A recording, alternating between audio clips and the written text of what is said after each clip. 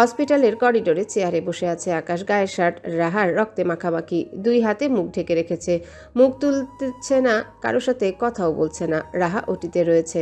আকাশের পাশে বসে আছেন অনন্যা শেখ।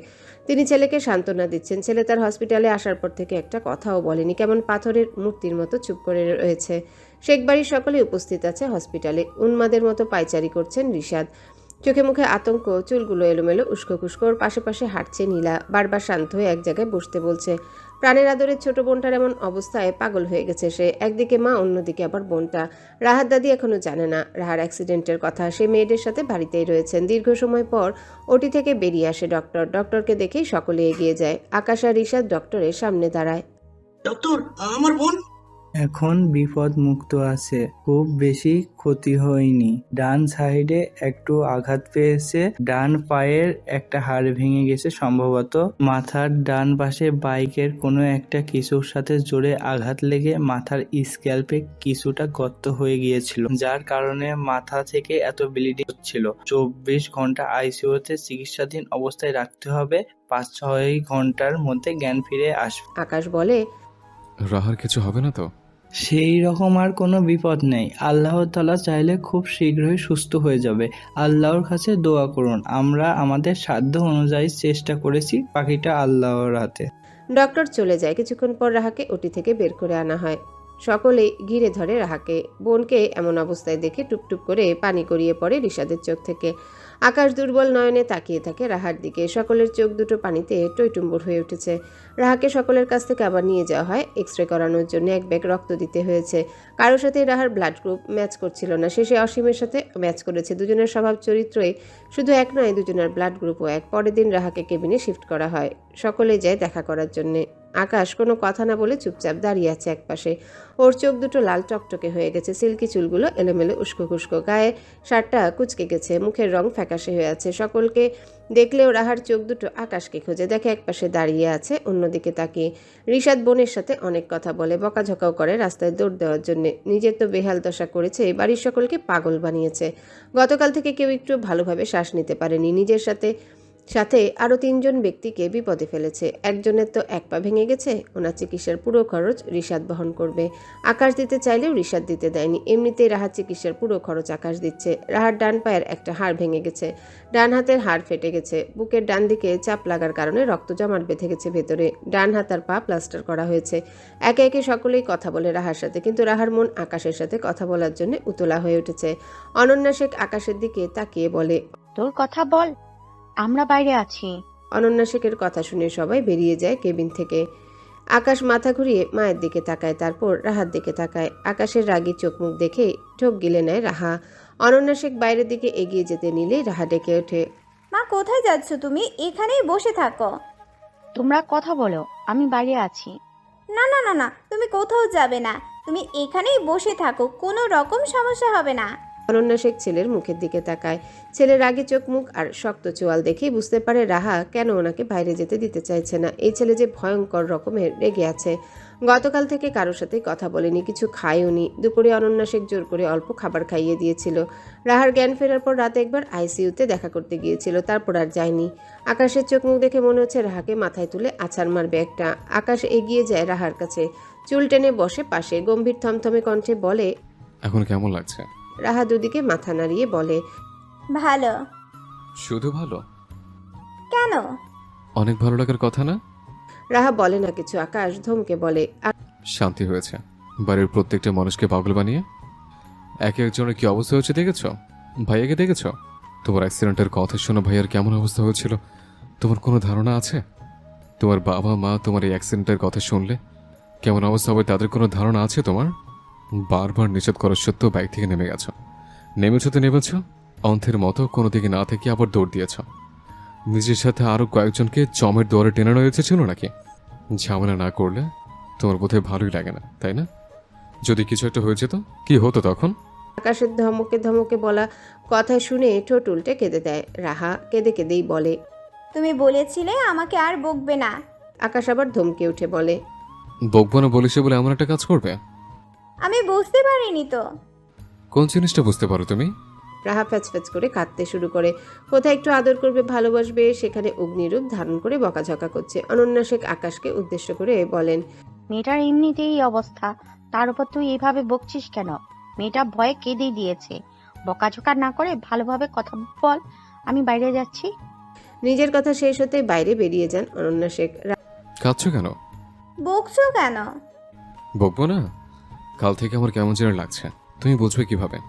তোমার এরকম অবস্থা দেখে আমার শ্বাস আটকে গিয়েছিল, বুকের ভিতর অসহনীয় যন্ত্রণা হচ্ছিল। আমার কেমন ফিল হচ্ছিল কিভাবে বোঝাবো? তোমার কিছু হয়ে গেলে আমার কি হতো? কাকে নিয়ে বাঁচতাম আমি? তোমাকে ছাড়া কিভাবে থাকতাম আমি? রাহা আকাশের মুখের দিকে তাকিয়ে থাকে। আকাশের চোখ দুটো চিকচিক করছে, গলা ভারী হয়ে এসেছে। রাহা নিজের চোখের পানি বাম হাত দিয়ে মুছে নেয়, বাম হাতটা বাড়িয়ে দেয় আকাশের দিকে। আকাশ রাহার হাতটা চেপে ধরে, হাতের উল্টো পিঠে চুমু খায়, বুকের বাঁ পাশে চেপে ধরে বলে, এখানটায় অনেক ব্যথা হচ্ছে কাল থেকে। তোমাকে এতবার করে বলি, তারপরও তুমি এমন বেখেয়ালিভাবে কেন চলাফেরা করো? কাল যদি বড় ধরনের কিছু একটা হয়ে যেত, কি হতো তাহলে? বুক থেকে রাহার হাতটা তুলে আবার হাতের উল্টো পিঠে চুমু খায়, নিজের গালে রাহার হাতটা চেপে ধরে চোখ বন্ধ করে নেয়। হসপিটাল থেকে রাহাকে বাড়িতে নিয়ে আসা হয়েছে। আকাশ ওকে কোলে করে সোজা নিজের রুমে নিয়ে আসে, পেছন পেছন বাড়ির সবাই আসে।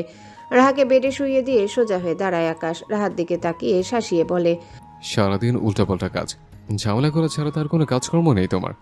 পারলে বেড থেকে নামতে গিয়ে আরেকটা পা ভেঙে নিও। রাহা মুখটা ছোট করে বলে, বকছো কেন? ভালোভাবে বললে তো কথা তোমার মস্তিষ্ক অব্দি পৌঁছায় না, কান অব্দি গিয়ে আটকে যায়, সেজন্যই। নামবো না বেড থেকে, জীবনেও নামবো না। মনে থাকে যেন। সারা জীবন মনে থাকবে। সারা জীবন মনে রাখতে হবে না, 24 ঘন্টা মনে থাকলেই হলো। আকাশ বেডের কাছ থেকে সরে আলমারির সামনে এসে দাঁড়ায়, টি শার্ট ট্রাউজার টাওয়েল নিয়ে ওয়াশরুমে প্রবেশ করে। সাইমা শেখ আর অনন্যা শেখ রান্না করার জন্য চলে যায়। মিলা যায় সকলের জন্য লেবু দিয়ে ঠান্ডা শরবত তৈরি করার জন্য। রিশাদ রাহাকে এই বাড়িতে পৌঁছে দিয়ে অফিসে চলে গেছে। বোনের অ্যাক্সিডেন্টের কারণে টেনশনে অফিসের কাজে মন বসাতে পারেনি, দুদিন অফিসেও যায়নি, তাই আজকে যেতেই হলো। নীলা আর রাহার দাদি এসেছে রাহার সাথে। বিকেলে রিশাদ এসে নীলাকে নিয়ে যাবে, দাদি কয়েকদিন থাকবে রাহার কাছে। দুপুরে খাবার খেয়ে নেয় সবাই। অনন্যা শেখ নিজের হাতে রাহাকে খাইয়ে দেয়, মেডিসিন খাইয়ে দিয়ে ঘুমোতে বলে। সবাই বিশ্রাম নিতে রুমে চলে যায়। দুদিন ধরে সকলের ওপরেই বেশ ধকল গেছে। একটা মেয়ের জন্য দুইটা ফ্যামিলির মানুষ পাগল হয়ে গিয়েছিল। এই মুহূর্তে ঘুমে আকাশের দুই চোখ বন্ধ হয়ে আসছে অটোমেটিক। ঝামেলা রানীর জন্য 2 রাত ঘুমাতে পারিনি। ডোর ভিড়িয়ে দিয়ে জানালা লাগিয়ে দিয়ে এসে বেডে উঠে বসে। রাহা চিত হয়ে শুয়ে ঘাড় ঘুরিয়ে ঘুরিয়ে আকাশকে দেখে চলেছে। আকাশ যেদিকে যায় রাহা ঘাড় ঘুরিয়ে তাকায়। মাথায় আঘাত লেগেছে, মনে নেই? ঘাড় ঘুরিয়ে ঘুরিয়ে এদিক সেদিক দেখাচ্ছ কেন? তোমার চোখ মুখ কেমন শুকিয়ে গেছে। আমার চিন্তা না করে নিজের চিন্তা করো। কি হাল করেছো নিজের? আবার বকছো? কোথায় বকলাম? রাহা মুখ ছোট করে অন্যদিকে তাকিয়ে রইল। আকাশ রাহার গা ঘেঁষে শুয়ে মাথাটা উঁচু করে রাহার গালে কপালে চুমু খায়, তারপর সোজা হয়ে শুয়ে বলে, এখন ঘুমাও, আর কোনো কথা না। রাহা আবার আকাশের দিকে ঘুরে তাকায়। একটু জড়িয়ে ধরো। নিজের অবস্থা দেখেছো? জরুরি ধরবো কোথায়? মাথায় ব্যান্ডেজ, হাতে প্লাস্টার, পায়ে প্লাস্টার, বাম হাতে জায়গায় জায়গায় ব্যান্ডেজ। ধরার মতো কোনো জায়গা বাদ আছে? পেটের ওপর দিয়ে ধরবে, এখানে তো কিছু হয়নি। মাথার সব তার ছেড়ে টেরে গেছে নাকি? চুপচাপ ঘুমাও। রাহা গাল ফুলিয়ে অন্যদিকে মুখ ঘুরিয়ে নেয়। কতগুলো দিন ধরে জড়িয়ে ধরে ঘুমায় না, ওর কি ভালো লাগে নাকি? একটু জড়িয়ে ধরলে কি হয়? রাহার 2 চোখ পানিতে টইটুম্বুর হয়ে যায়। পাষাণ লোক একটা। একটু জড়িয়ে ধরতে বলল, তাও ধরবে না, আবার ধমকও দিল। আকাশ আবারও রাহার গা ঘেঁষে শয়, আলতো করে রাহার উপরে হাত উঠিয়ে জড়িয়ে ধরে। রাহার ঘাড়ে মুখ গুজে বলে, ঘুমের ঘরে ব্যথা দিলে কিন্তু আমার দোষ নেই, তখন বলতে এসো না আমি ব্যথা দিয়েছি। কেটে গেছে অনেকগুলো দিন। রাহা এখন পুরোপুরি সুস্থ। আয়েশা খানমকে ইংল্যান্ড থেকে বাংলাদেশে নিয়ে আসা হয়েছে 2 মাস আগে। উনিও অনেকটা সুস্থ হয়ে গিয়েছেন। 4টা সার্জারির কারণে শরীর স্বাস্থ্য অনেকটাই শুকিয়ে গেছে, তবে এখন মোটামুটি সুস্থ আছেন। এখন রাত 9টা।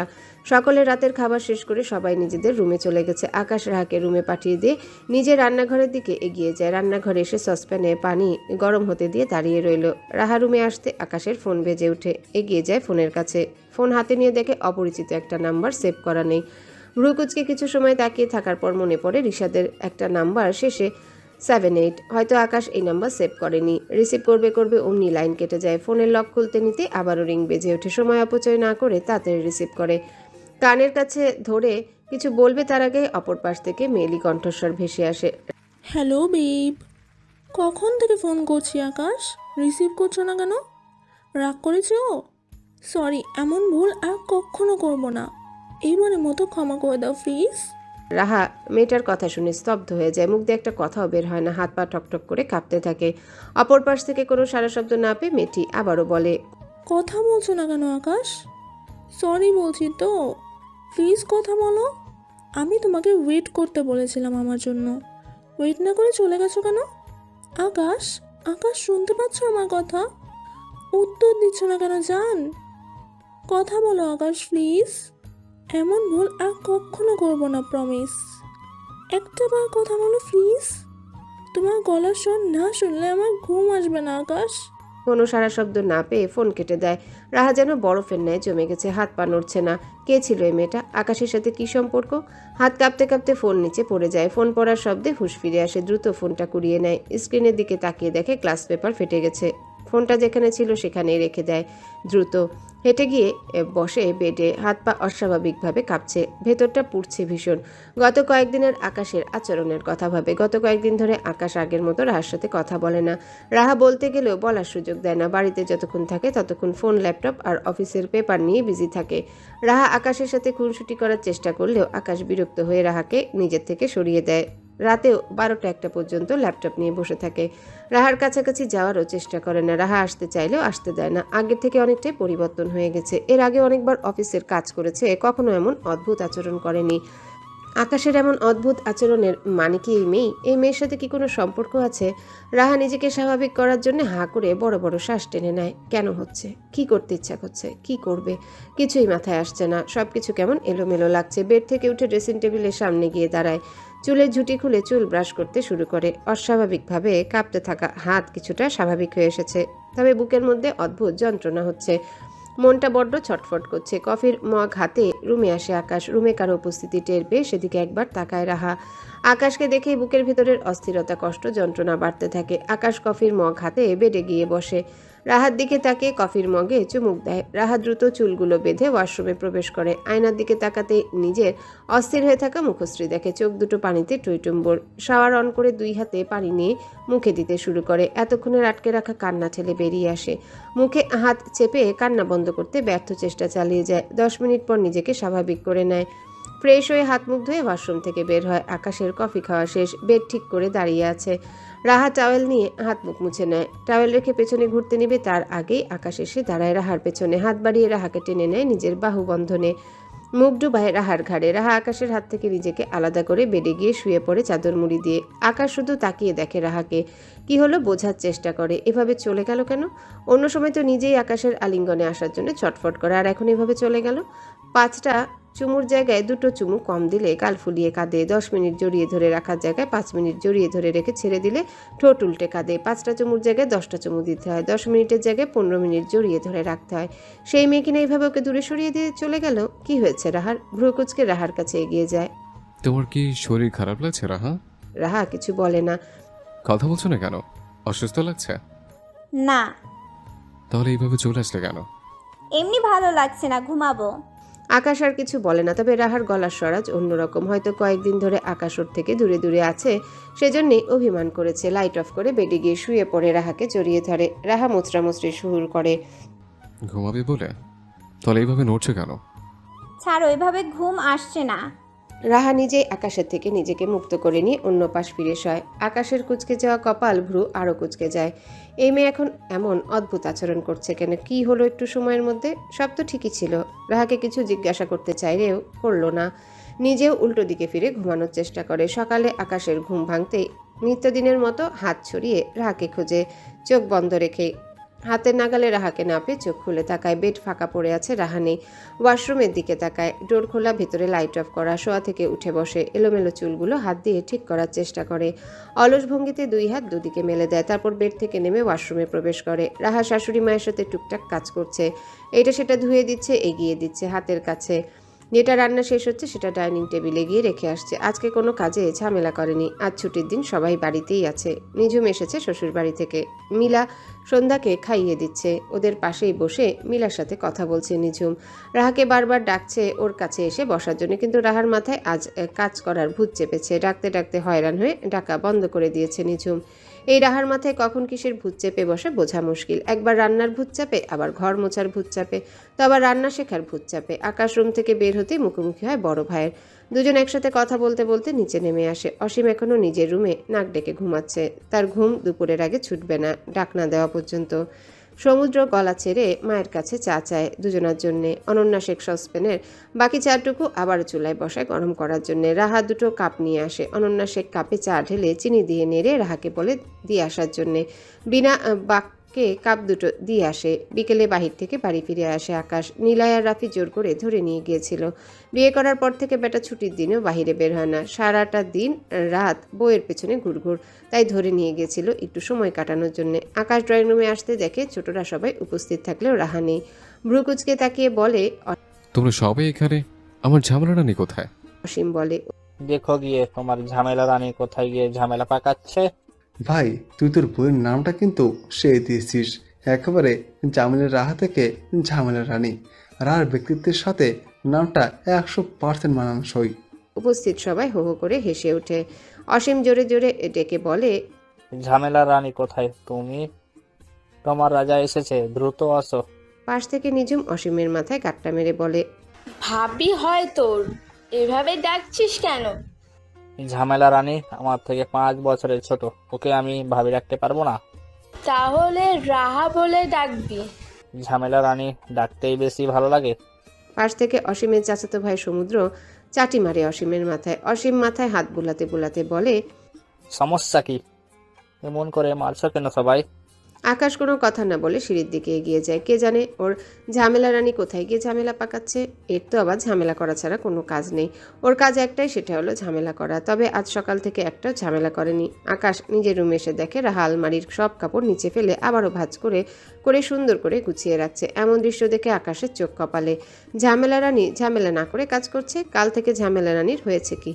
প্রয়োজনের তুলনায় কথা বলছে না, হাসছে না, কারোর সাথে বসে ঘন্টার পর ঘন্টা গল্প করছে না, কোনো ঝামেলাও করছে না, অসীমের সাথে মিলে বাদরামিও করছে না। একদম ম্যাচিউরড মানুষের মতো আচরণ করছে, ঠিকঠাকভাবে সব কাজ করছে। একদিনের মধ্যে এত পরিবর্তন কিভাবে আসলো?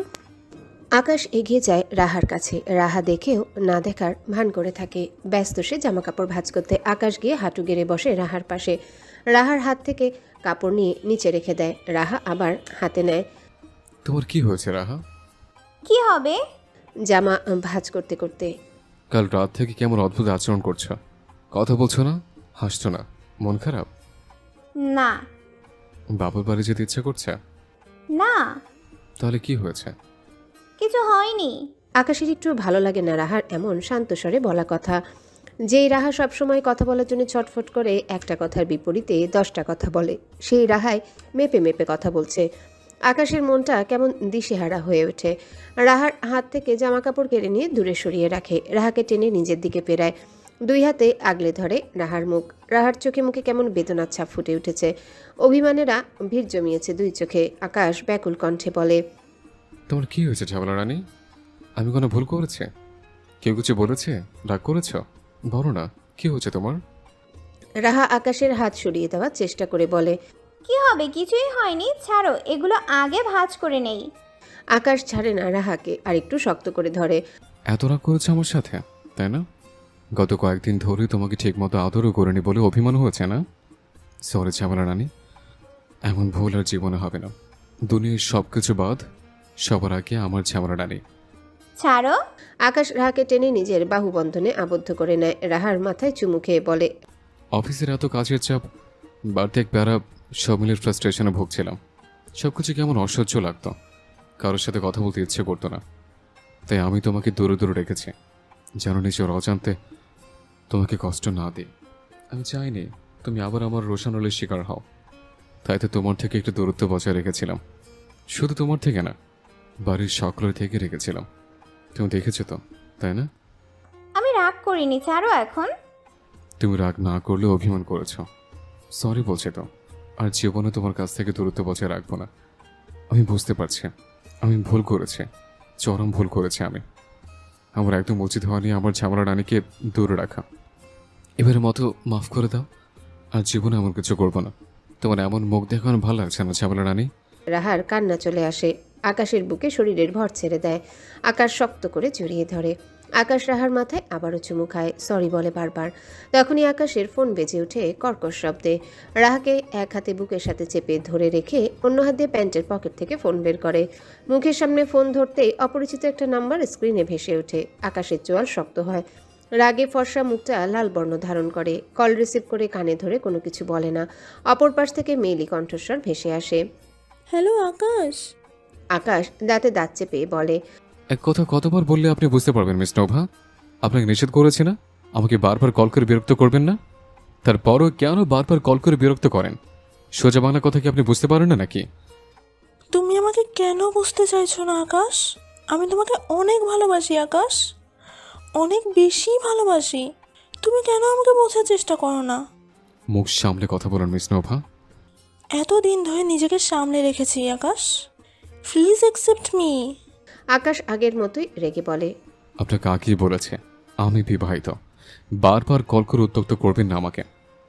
তুমি মিথ্যে বলছো, আমি জানি তুমি ম্যারিড না। আকাশ রাগে ফেটে পড়ে, দুই চোখ বন্ধ করে নেয়। আকাশকে এত রেগে যেতে দেখে রাহা আকাশের মুখের দিকে তাকিয়ে বলে, কে কল করেছে? আকাশ ফোন স্পিকারে দেয়, তারপর বলে, একটা তার ছেঁড়া মাথা খারাপ পাগল অভদ্র অসভ্য নির্লজ্জ বেহায়া বেশরম ছাত্র মহিলা, যেখানে বারবার কল করে একজন ছেলেকে উত্ত্যক্ত করে। 10টারও বেশি নম্বর ব্লক করেছে, তারপরও অন্য নাম্বার দিয়ে কল করে। পুরো সিম কোম্পানি বোধহয় বাড়িতে তুলে নিয়ে গেছে। অসভ্য মহিলা একটা। আকাশের মুখ থেকে এমন কথা শুনে ফোনের অপর পাশে থাকা নোভা চুপ হয়ে যায়। আকাশ ওর সম্পর্কে এভাবে বলছে, একটু সময় চুপ থাকলে আবারও বলে, আমি জানি আকাশ, তুমি এসব মন থেকে বলছো না। খেকিয়ে ওঠে আকাশ। মন থেকেই বলছি আমি। প্লিজ আকাশ, এমন বলো না। আর একবারও কল করবে না আমার নাম্বারে। গতকাল রাতে কল রিসিভ করে কথা বলে না কেন? আর সারাদিনে একটা বার কল রিসিভ করলে না, উল্টো ব্লক করে দিলে। আর এখন রিসিভ করে এভাবে কথা বলছো? তোমার সাথে কথা বলার জন্য যে আমার হৃদয়টা ব্যাকুল হয়ে উঠেছে আকাশ। গতকাল রাতে আমি কখন আপনার কল রিসিভ করলাম? কেন মনে নেই তোমার? রিসিভ করে তো কথা বললে না। আমি একাই কত কথা বললাম, তুমি উত্তর দিলে না। তুমি আমার সাথে এমন করছো কেন আকাশ? আমি সত্যিই তোমাকে ভালোবাসি। রাখ তোর ভালোবাসা। কটার সময় কল করেছিলে সেটা বল। 9টার পর। আকাশ রাহার মুখের দিকে তাকায়, বুঝতে বাকি নেই রাহা রাত থেকে এমন অদ্ভুত আচরণ কেন করছে। পানির মতো সব পরিষ্কার হয়ে যায় আকাশের সামনে। রাহাকে আর একটু শক্ত করে চেপে ধরে বুকের মাঝে, তারপর রাগে ক্ষোভে ফুঁসে উঠে বলে, ইউ ব্লাডি বিচ! তোকে সামনে বলে এখনই খুন করতাম আমি। তুই কি বলেছিস আমার বউকে? কাল রাত থেকে আমার সাথে কথা বলছে না? তোকে সামনে বলে এখনই জীবন্ত পুঁতে ফেলতাম। তোর জন্য আমার বউটা কষ্ট পাচ্ছে কাল রাত থেকে একা একা। তুমি নাটক করছো আমার সাথে, আমি জানি। শয়তান মহিলা, তোর মনে হচ্ছে আমি এখনো নাটক করছি তোর সাথে? চোখের মতো লেগেছিস, পেছনে ছাড়ছিস না। জীবনটা তেজপাতা বানিয়ে দিয়েছিস কয়েকদিনে। তোর মতো নির্লজ্জ ছ্যাঁচটা মহিলা আমি দুনিয়ার দুটো দেখিনি। তোর মাথায় মস্তিষ্ক বলতে আদৌ কিছু আছে নাকি পুরোটাই গোবরে ঢাসা? মাথায় ঘিরে বলতে কিছুই নেই, তাই না? থাকলেও তার এমন করে একটা ছেলের পেছনে রাখতি না। কতটা বেহায়া আর নির্লজ্জ ছ্যাঁচটা হলে একটা মেয়ে একটা ছেলের পেছনে এমন আতা জল খেয়ে লাগতে পারে? তোকে না দেখলে বুঝতেই পারতাম না। তোকে সামনে পেলে এখনই শুলে চড়াতাম। তুমি যা ইচ্ছে বলো, আমি তোমার কোনো কথাই বিশ্বাস করি না। তুমি মন থেকে বলো না এই কথাগুলো, আমি জানি। তোর নামেই কাল সকালে আমি মামলা করব। আমার বউকে কষ্ট দেওয়ার জন্য তোর নামে কেস করব। একটা ছেলেকে বারবার কল করে হ্যারাস করছিস, তোর সব অপরাধ মিলিয়ে কমপক্ষে 10 বছরের জেল হবে। এমন করছো কেন আকাশ? তোর সাথে আমার কোন জন্মের শত্রুতা? কোন জন্মে আমি তোর পাকা ধারে মই দিয়েছিলাম, যার প্রতিশোধ নেওয়ার জন্য আমার পেছনে 18 মতো লেগেছিস? আমি তোমাকে ভালোবাসি আকাশ। এখনো ভালোবাসি করছিস? আমার 1.5 বছর অফিস জীবনে ফুল স্টপ পর্যন্ত ভুল হয়নি, আর সেদিন তোর জন্য আমার পুরো পেপারস ভুল হয়েছে। বসের সামনে মাথা নিচু করে দাঁড়িয়ে থাকতে হয়েছে। তোকে তো আমি কেচেতে ছাড়বো না। তোর জন্য, শুধুমাত্র তোর জন্য আমার আর আমার বউয়ের মাঝে দূরত্ব তৈরি হয়েছিল। শুধু বউয়ের না, বাড়ির সকলের সাথে। তোকে তো আমি সত্যি সত্যি পুলিশে দেব। অফিসে বাড়িতে তোর জন্য কোথাও শান্তি পাই না আমি। তোর নামতে সত্যি সত্যি কেস করবো আমি। রাহা বুঝতে পারে না কিছু। দুজনের কথা শুনে ফ্যাল করে আকাশের রাগে লাল হয়ে যাওয়া মুখের দিকে তাকিয়ে থাকে। আকাশ থামিয়ে দেয় নোভাকে। আর একবার আমার ফোনে কল করলে ফোনের ভেতর ঢুকে তোকে মারবো আমি। ফোন লাইন বিচ্ছিন্ন করে নাম্বারটা ব্লক করে দেয়। অনেক বকাবকি করে নোভাকে। এই মেয়ের মতো মেয়ে দ্বিতীয়টা দেখেনি আল্লাহর দুনিয়ায়। ইচ্ছে করছে ফোনের ভেতর ঢুকে ওটাকে পানিতে চুবাতে, কাঁচা চিবিয়ে খেতে, জীবন্ত পুঁতে দিতে। একটা মেয়ে কতটা নির্লজ্জ ছ্যাঁচড়া হলে এমন করে জানা নেই আকাশের। ফোনটা ছুড়ে দেয় বেডের উপর, 2 হাতে আগলে ধরে রাহার মুখ। ওই শয়তান ফালতু মহিলা কাল রাতে কল করে কি বলেছে তোমাকে? রাহা বলতে পারে না কিছু, ফ্যাচ করে কেঁদে দেয়। আকাশ জড়িয়ে ধরে মাথায় পিঠে হাত বুলিয়ে বলে, কাঁদছো কেন? কি হয়েছে? অনেকটা সময় কাঁদার পর রাহা শান্ত হয়। রাহা যতক্ষণ কেঁদেছে আকাশ ততক্ষণ রাহাকে শক্ত করে জড়িয়ে ধরে রেখেছিল বুকের মাঝে। রাহার কান্না বন্ধ হলে রাহার মুখ বুক থেকে তুলে ধরে। কাঁদতে কাঁদতে চোখ মুখ ফুলে উঠেছে। নিজের হাতে রাহার চোখের পানি মুছে দেয়। তারপর সারা মুখে অজস্র চুমু খায়। 2 হাতে আগলে ধরে রাহার মুখ। রাহার চোখে চোখ রেখে বলে, পাগল মেয়ে, এভাবে কেউ কাঁদে? চোখ মুখের বেহাল দশা করে ফেলেছ। কাল ফোন করে ওই অশুভ ইতর মেয়েটা কি বলেছিল? রাহা নোভার বলা কথাগুলো মনে করে আবারও ফুপিয়ে ওঠে। মুখ দিয়ে কথা না বেরিয়ে কান্না বেরিয়ে আসে আবারও। আকাশ আবার জড়িয়ে ধরে রাহাকে, মাথায় চুমু খেয়ে পিঠে হাত বুলিয়ে বলে, থাক, বলতে হবে না। বারবার এমন কান্না করছে কেন? তোমার আকাশ তোমার আছে, তোমারই থাকবে। তুমি আমার লাইফে আসার আগেও কোনো মেয়ে ছিল না, তুমি আসার পরেও নেই, আর আসবেও না। তুমি আমার লাইফের এক এবং অদ্বিতীয় নারী। আমি আমার মা বোনের পরে যদি কোনো নারীকে নিজের থেকে বেশি ভালোবেসে থাকি, সেটা তুমি। আমি আমার ঝামেলা রানীকে অনেক ভালোবাসি। আমার ঝামেলা রানী কান্না করলে আমার একটুও ভালো লাগে না, খুব কষ্ট হয়।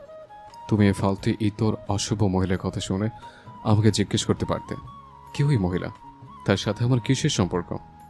জিজ্ঞেস করার অধিকার তোমার কাছে আছে তো নাকি? জিজ্ঞেস করোনি কেন? জিজ্ঞেস করলে তো তোমাকে এত কষ্ট পেতে হতো না। রাতে সব ক্লিয়ার হয়ে যেত। ওই ইতর অশুভ মহিলাটা অফিস জয়েন করার পর থেকে আমার পেছন লেগেছে জোকের মতো। প্রথম দিনেই বলে দিয়েছে আমি ম্যারিড, কিন্তু সে বিশ্বাস করতে নারাজ। কার কাছ থেকে যেন আমার নাম্বার জোগাড় করেছে। অফিসে, বাড়িতে, সব জায়গায় জ্বালিয়ে মারছে। অসভ্য নির্লজ্জ ছ্যাঁচড়া মহিলাটা। আমি তোমাকে ভালোবাসি, তোমারই থাকবে সারা জীবন। আমার ঝামেলা রানী আমার সব, আমার দুনিয়া। কান্না বন্ধ করো এখন ঝামেলা রানী, এত কাঁদলেই মাথা ব্যথা করবে। রাহা আকাশের বুক থেকে মুখ তুলে আকাশের মুখের দিকে তাকায়। এখনো হিচকি উঠছে। হিচকি তুলতে তুলতে বলে, তুমি কিন্তু কোনো দিন আমাকে ছেড়ে যাবে না। আমি তোমাকে ছাড়া থাকতে পারবো না, কিন্তু মরে যাব তোমাকে ছাড়া। কাল থেকে আমার কত কষ্ট হচ্ছিল। ছাড়বো না তো, তোমাকে ছেড়ে আমি কিভাবে থাকবো? তুমি তো আমার সব কিছু। ঝামেলা রানীকে ছাড়া তো আকাশ নিজে মরে যাবে। আকাশের ভালো থাকার মেডিসিন তো ঝামেলা রানী। ঝামেলা রানীকে ছাড়া আকাশ বাঁচবে কিভাবে?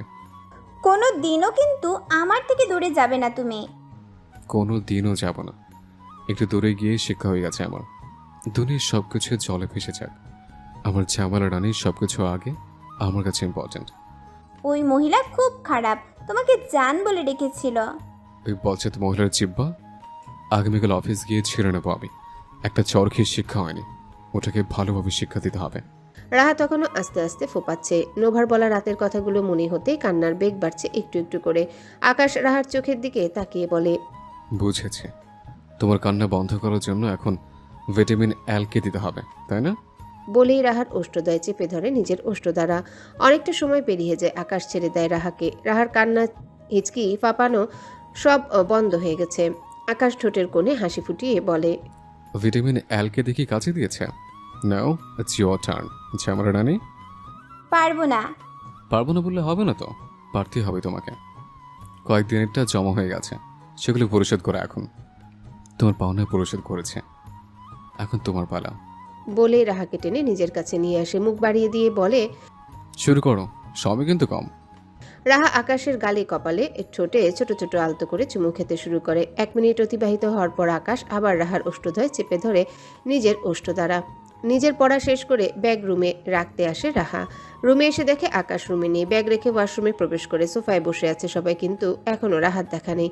খাবার খাবে রাহার জন্য অপেক্ষা করছে সবাই। অনন্যা শেখ আর সাইমা শেখ খাবার বাড়তে সোফা ছেড়ে উঠে চলে যায়। যাওয়ার আগে অসীমকে বলে রাহাকে ডেকে নিয়ে আসার জন্যে।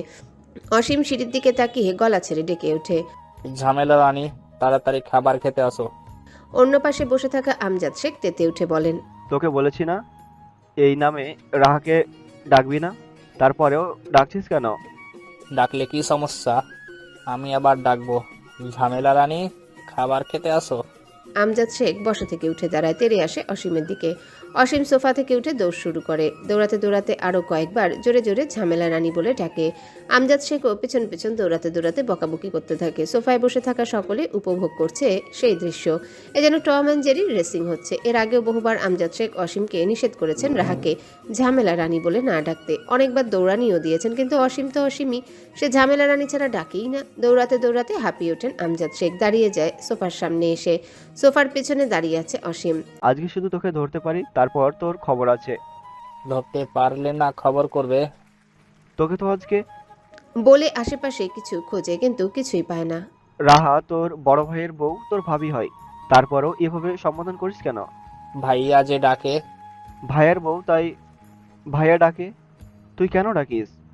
আমার ভাইয়ার বউ আমার ভাবি, মির্জা খুশি ডাকবো, তাতে তোমার সমস্যা কোথায়? আমজাদ শেখ রাগে ফেটে পড়েন। এই ছেলে জীবনেও শুধরাবে না। তুই শুধু আমার হাতের নাগালে আয়, তারপর বোঝাচ্ছি আমার কোথায় সমস্যা। হরিণ কি দেখেছো কখনো নিজের ইচ্ছায় সিংহের সামনে যেতে? আমজাদ শেখ অসীমকে মারার জন্য আশেপাশে তাকিয়ে কিছু খুঁজতে শুরু করে। এই ছেলেকে দৌড়ে জীবনেও ধরা যাবে না।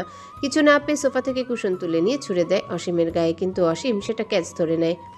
একজন কিপারের লক্ষ্য কখনোই ভ্রষ্ট হয় না। ছেলে, তুই শুধু আমার কাছে আয়, তোকে আস্ত কাছে চিবিয়ে খাবো আমি। আল্লাহ, আব্বা তুমি কি উপজাতির খাতায় নাম লিখিয়েছো নাকি? একটু চুপ হয়ে আবারও বলে, আমাকে বড় করতে তো বছরে তোমার অনেক টাকা খরচ হয়ে গেছে। এখন যদি খেয়ে ফেলো আমাকে, তাহলে তো তোমার সব টাকা গুইয়ের ট্যাঙ্কিতে যাবে।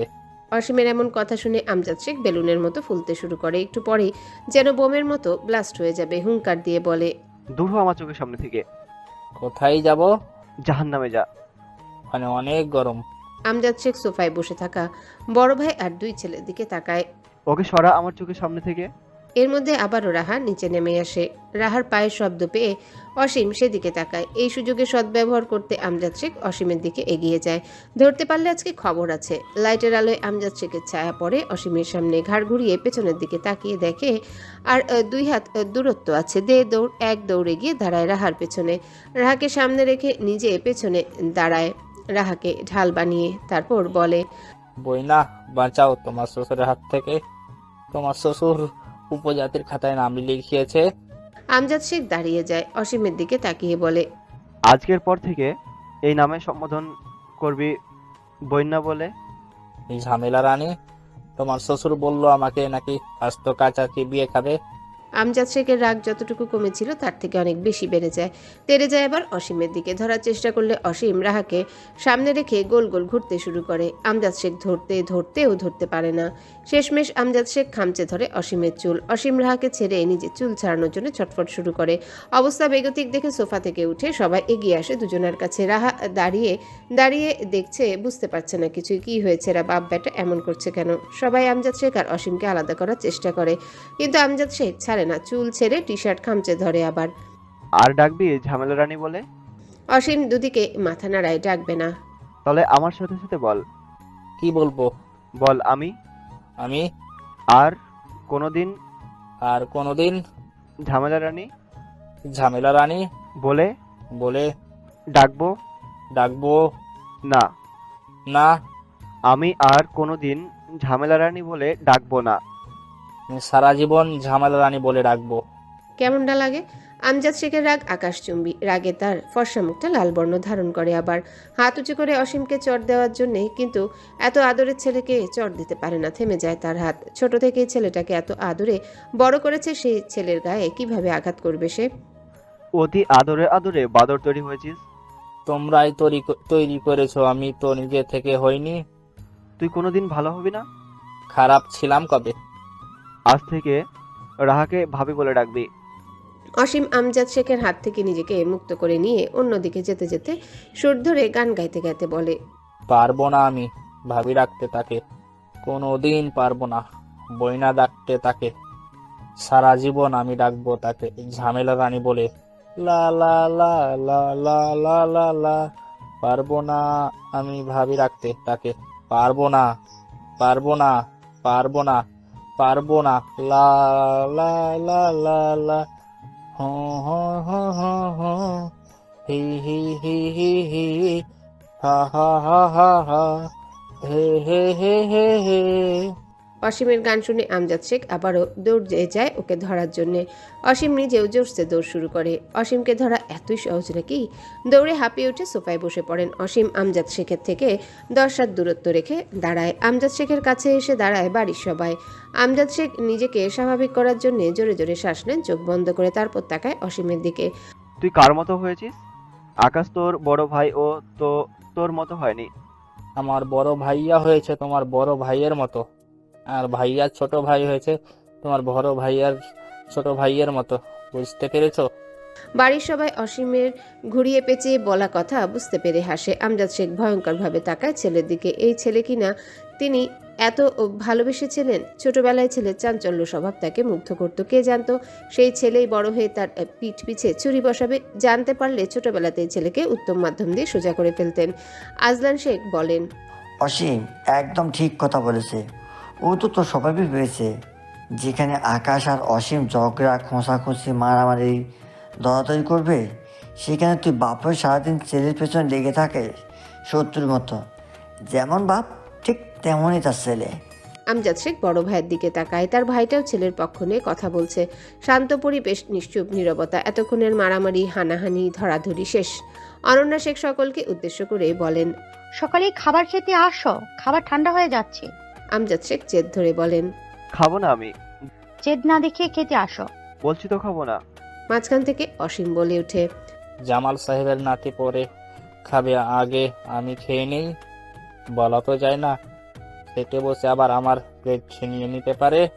সকলেই ঠোঁট চেপে হাসে। অসীম যে ইচ্ছে করে এমন করে সেটা সবাই খুব ভালো করেই জানে। আমজাদ শেখ যেমন কথায় কথায় ওকে ধমক দেয়, ঠিক তার প্রতিশোধ নেওয়ার জন্য অসীম ইচ্ছে করে ওর বাবাকে রাগায়। আমজাদ শেখ যতই রেগে যাক না কেন, ধমকাধমকিতেই সীমাবদ্ধ থাকে, কখনোই প্রহার করেন না। তাই অসীম তাকে ভয় পেলেও তত বেশি ভয় পায় না। ছোট ছেলে হওয়ায় সকলের আদরের। বাড়ির বড়রা কেউ কখনো অসীমের গায়ে ঠোকা পর্যন্ত দেয়নি, কিন্তু খুনসুটির সময় বড় দুই ভাইয়ের বোনের হাতে মাঝে মধ্যে কিলচর খায়, তবে তারাও কখনো জোরে আঘাত করে না। সবকিছুর সমাপ্তি টেনে ডাইনিং টেবিলের কাছে এগিয়ে যায় সবাই। অসীম বড় দুই ভাইয়ের মাঝখানে বসে। কে জানে আমজাদ শেখ আবার যদি ও চুল টানতে আসে, তাহলে দুই ভাই দুজনাই ওকে বাঁচিয়ে নিবে। ও শুধু এখন আরামসে খাবে। দৌড়াদৌড়ি করে বেশ খিদে পেয়ে গেছে। সকালে আকাশ অফিসে এসে নোভাকে বকাবকি করতে শুরু করে, যে সেই বকাবকি না, হাই লেভেলের বকাবকি। আকাশের তাণ্ডবে অফিসে সবাই জড়ো হয় ওদের দুজনকে ঘিরে। শান্ত, চুপচাপ, শান্তিপ্রিয় মানুষ আকাশ। প্রয়োজনের বাইরে একটু শব্দও করে না কখনো, কারোর সাথে কখনোই তর্কে জড়ায় না। অফিসে আসে, কাজ শেষ করে আবার বাড়ি ফিরে যায়। কাজের বাইরে আকাশ কিছুই বোঝে না। কোনো ছেলের সাথেও আজ পর্যন্ত তর্ক বিতর্ক হয়নি আকাশের। সেই আকাশ কিনা একটা মেয়েকে এইভাবে বকছে। বকাবকির এক পর্যায়ে দুজনের মধ্যে ঝগড়া শুরু হয়। নিলয় আকাশের সাথে একই অফিসে জব করে। রাফির অন্য অফিসে জব হয়েছে। নিলয় আকাশকে ছোটবেলা থেকেই চেনে। আকাশ কোনোদিনও কোনো মেয়ের সাথে কথা বলেনি, সবসময় মেয়েদের এড়িয়ে চলতো। সেই আকাশ কিনা একটা মেয়ের সাথে এভাবে ঝগড়া করছে। নোভা অফিসে জয়েন করেছে, এখনো মাস হয়নি। সেই মেয়ের সাথে আকাশ এভাবে ঝগড়া করছে, আদৌ কি তা বিশ্বাসযোগ্য? সকলেই শান্ত। আকাশের অশান্ত রূপ দেখে বাক্যহারা হয়ে তাকিয়ে আছে। এ যেন ঘুমন্ত সিংহ জেগে উঠেছে। শান্ত মানুষ অশান্ত হলে ঠিক কেমন হয় তা আকাশকে দেখে বোঝা যাচ্ছে। অফিসের সিইও এসে এমন অবস্থা দেখে দ্রুত এগিয়ে যায় দুজনের কাছে। আকাশের রাগের লাল চোখ মুখ দেখেই বুঝতে পারে বড়সড় কোনো ঝামেলা হয়েছে। তবুও নিজের গাম্ভীর্যতা বজায় রেখে বলে, মিস্টার আকাশ, কি হয়েছে? আপনি মিস নোহার সাথে এমন করছেন কেন? আকাশ মুখ বন্ধ করে সিইওর দিকে তাকায়। নোভা ইনোসেন্ট ফেস করে কুমিরের কান্না কেঁদে বলে, দেখুন না স্যার, মিস্টার আকাশ অফিসে এসেই আমার সাথে কেমন বাজে বিহেভ করছে। আকাশ গলা ফাটিয়ে চিৎকার করে নোভাকে ধমকে ওঠে। উপস্থিত সকলে কেঁপে ওঠে আকাশের চিৎকারে। নোভার তো ভয়ে চোখ মুখ শুকিয়ে শেষ। শান্ত আকাশের এমন রূপ দেখে ওর মনে ভয় ঢুকে গেছে। আকাশের মাথা ঠান্ডা করে ওর সাথে কি কি করেছে এই নোভা সব বলে। নোভা সাপটে না করে দেয়, সে সব কিছুই করেনি। আকাশ মিথ্যা বলছে। আকাশ নোভার দিকে তাকিয়ে মুচকি হেসে বলে, তুই আমাকে এখনো চিনিস রে ছেঁচড়া মহিলা। আমি আন্দাজ করেছিলাম এমন কিছু হবে, তুই সব প্রমাণ রেখে দিয়েছে। বলেই পকেট থেকে ফোন বের করে অডিও রেকর্ডিং চালু করে, যেখানে নোভার বলার প্রত্যেকটা কথা স্পষ্ট বোঝা যাচ্ছে। কণ্ঠস্বর নোভার, সেটাতেও সবাই শিওর। গত পরশু অফিসের কাজ শেষ করে ওয়াশরুমে যাচ্ছিলাম আমি, কিন্তু এই ফালতু ছেঁচড়া মহিলা হঠাৎ করে কোত্থেকে এসে পেছন থেকে আমাকে জড়িয়ে ধরেছিল। রাগে চরমের শাসিও ছিলাম, কিন্তু নির্লজ্জ ছেঁচড়া মহিলা লজ্জা থাকলে তো। নোভা রেগে আকাশের দিকে তাকিয়ে থাকে। এই অফিসে জয়েন করার পর অফিসের প্রায় সব স্টাফ নোভার আকর্ষণীয় ফিগার, আবেদনময়ী রূপে মাতাল হয়ে তাকিয়ে থাকে, যাতে করে নোভার নিজেকে বিশেষ কেউ মনে হতো। সকলের নজর কাড়ার জন্য নিজেকে তৈরি করতো সেভাবেই। হাতে গোনা কয়েকজন খুব একটা তাকাতো না নৌভার দিকে। তাদের মধ্যে আকাশ ছিল অন্যতম। আকাশ কখনোই চোখ তুলে তাকায়নি নৌভার দিকে। আকাশের অ্যাটিটিউড, ওর ব্যক্তিত্ব সবকিছুই নৌভার নজর কাড়ে। সেই সাথে মনে যে চাপে আকাশকে নিজের রূপের জালে ফেলবে।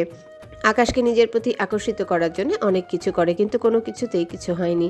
তারপর থেকে নিজেই একবারই আকাশের সাথে কথা বলতে শুরু করে, ফোনে কল করতে শুরু করে। আকাশ নোভার ইন্টেনশন বুঝতে পেরে আগেই বলে দেয় ও ম্যারিড। আকাশ সকলের মাঝখান থেকে বেরিয়ে নিজের ডেস্কের দিকে এগিয়ে যায়। এখানে দাঁড়িয়ে থেকে আর কোনো কাজ নেই। এই মেয়ের ছায়াও দেখতে ইচ্ছা করছে না। ইচ্ছে করছিল ঠাটিয়ে কয়েকটা চর বসাতে, কিন্তু এই নোংরা ডাস্টবিন ছুতেও ঘেন্না হচ্ছে। সিইও নোভাকে বহিষ্কার করে। এরকম স্টাফের প্রয়োজন নেই। শুধু মেধা ভালো থাকলেই হবে না, সাথে চরিত্রটাও ভালো হতে হবে। একজন বিবাহিত পুরুষ কিনা একটা মেয়ের কাছে এতদিন ধরে উত্ত্যক্ত হয়ে আসছিল, ভাবলেই অবাক লাগে। অসীম রাহাকে ঝামেলা রানী বলে ডাকতে ডাকতে আকাশের রুমের দিকে এগিয়ে আসছে। রাহা তখন ড্রেসিং টেবিলটা গুছিয়ে রাখছিল। অসীমের ডাক শুনে ডোরের দিকে তাকিয়ে থাকে। এখন 3টার বেশি বাজে, আজকে ছুটির দিন। দুপুরে খাবার খেয়ে আকাশ রাহাকে চেপে ধরে শুয়েছিল ঘুমানোর জন্যে। আকাশ ঘুমিয়ে গেলেও রাহার ঘুম আসে না। আকাশের বাহুবন্ধন থেকে নিজেকে মুক্ত করে নিয়ে উঠে এসেছে। বসে বসে ভালো লাগছিল না, তাই ড্রেসিং টেবিলটা গুছিয়ে রাখছিল। ডোরের দিক থেকে চোখ সরিয়ে বেডের দিকে তাকায়। চাদর দিয়ে কোমর অবধি ঢেকে চিত হয়ে ঘুমিয়ে আছে আকাশ। অসীমের এই ডাকাডাকিতে না আবার ঘুম ভেঙে যায়। অসীম রুমের সামনে দাঁড়িয়ে ভেতরে উকি দেয়। রাহাকে দেখতে না পেয়ে মাথা ঢুকিয়ে দেয় ভেতরে। বেডের দিকে তাকিয়ে দেখে ভাইয়া ঘুমিয়ে আছে, রাহা নেই। রুমের আশেপাশে নজর বোলাতেই দেখে রাহা ড্রেসিং টেবিলের সামনে হাঁটুতে ভর করে বসে আছে। অসীম ভেতরে প্রবেশ করে, এসে দাঁড়ায় রাহার পাশে। কখন থেকে ডাকছিস, সারা দিচ্ছিলে না কেন? তোমার ভাইয়া তো ঘুমিয়ে আছে, সারা দিলে যদি উঠে যায় তাই। ওরে ঝামেলা রানী রে, আমি এত জোরে জোরে ডাকছি, সেই ডাকে উঠবে না আর তুমি একটু সারা দিলে উঠে যাবে? ডাকছিলে কেন? তোমার জন্য আইসক্রিম ফ্রিজে রেখেছি, খেয়ে নিও। আপুরটা আপু নিয়েছে। তুমি খাবে না? খেয়েছি। আমার জন্য কয়টা রেখেছো? একটা। রাহা গাল ফুলিয়ে বলে, তোমাকে বলেছি না আমার জন্য 2টো করে নিয়ে আসতে? দোকানে আর ছিল না তো? অন্য দোকানে তো ছিল। না, ছিল না। মিথ্যা কথা। সত্যি কথা বলছি। রাহা ফুলানো গাল ফুলিয়ে রেখে ড্রেসিং টেবিলের ড্রয়ারে মেকআপ প্রোডাক্টগুলো তুলে রাখতে শুরু করে। অসীম মুচকি হাসে।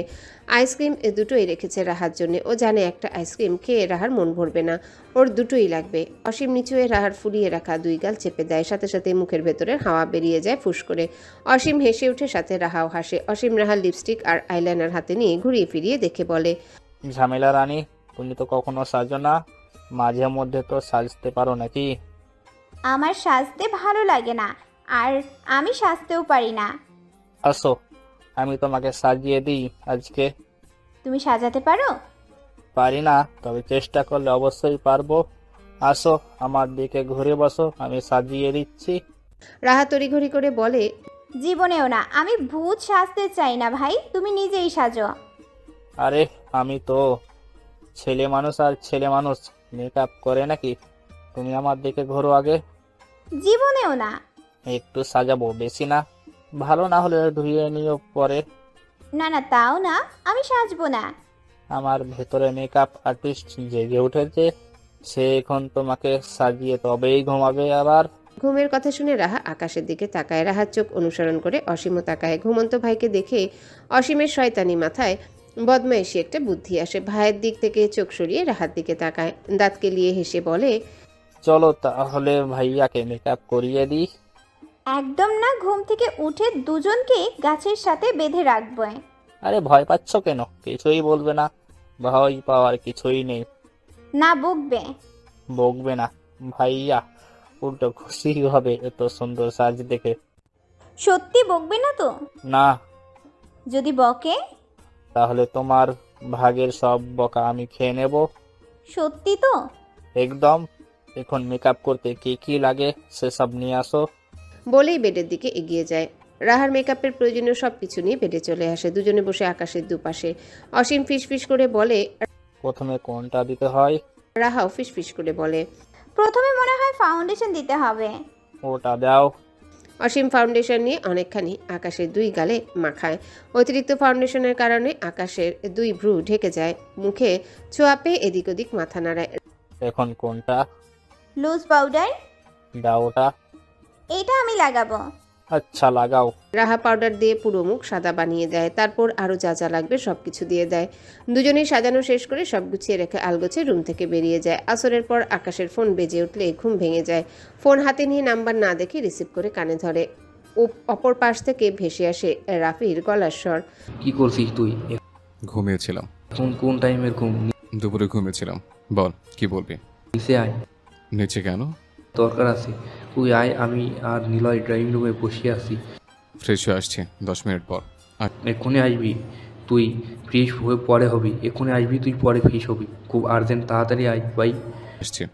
বলেই ফোন রেখে চোখ খুলে তাকায়, তারপর বেড থেকে নেমে সোজা এগিয়ে যায় ডোরের দিকে। আকাশ নিচে নেমে আসতে ড্রয়িং রুমে উপস্থিত সকলে চোখ দুটো বড় বড় করে তাকিয়ে থাকে। আকাশ বুঝতে পারেন এভাবে ভূত দেখার মতো তাকিয়ে থাকার কি আছে, ও তো মানুষই, ভূত তো না। আকাশ কাছে এগিয়ে আসতে সোফায় বসে থাকা সকলে হু হা করে দম ফাটা হাসিতে ফেটে পড়ে।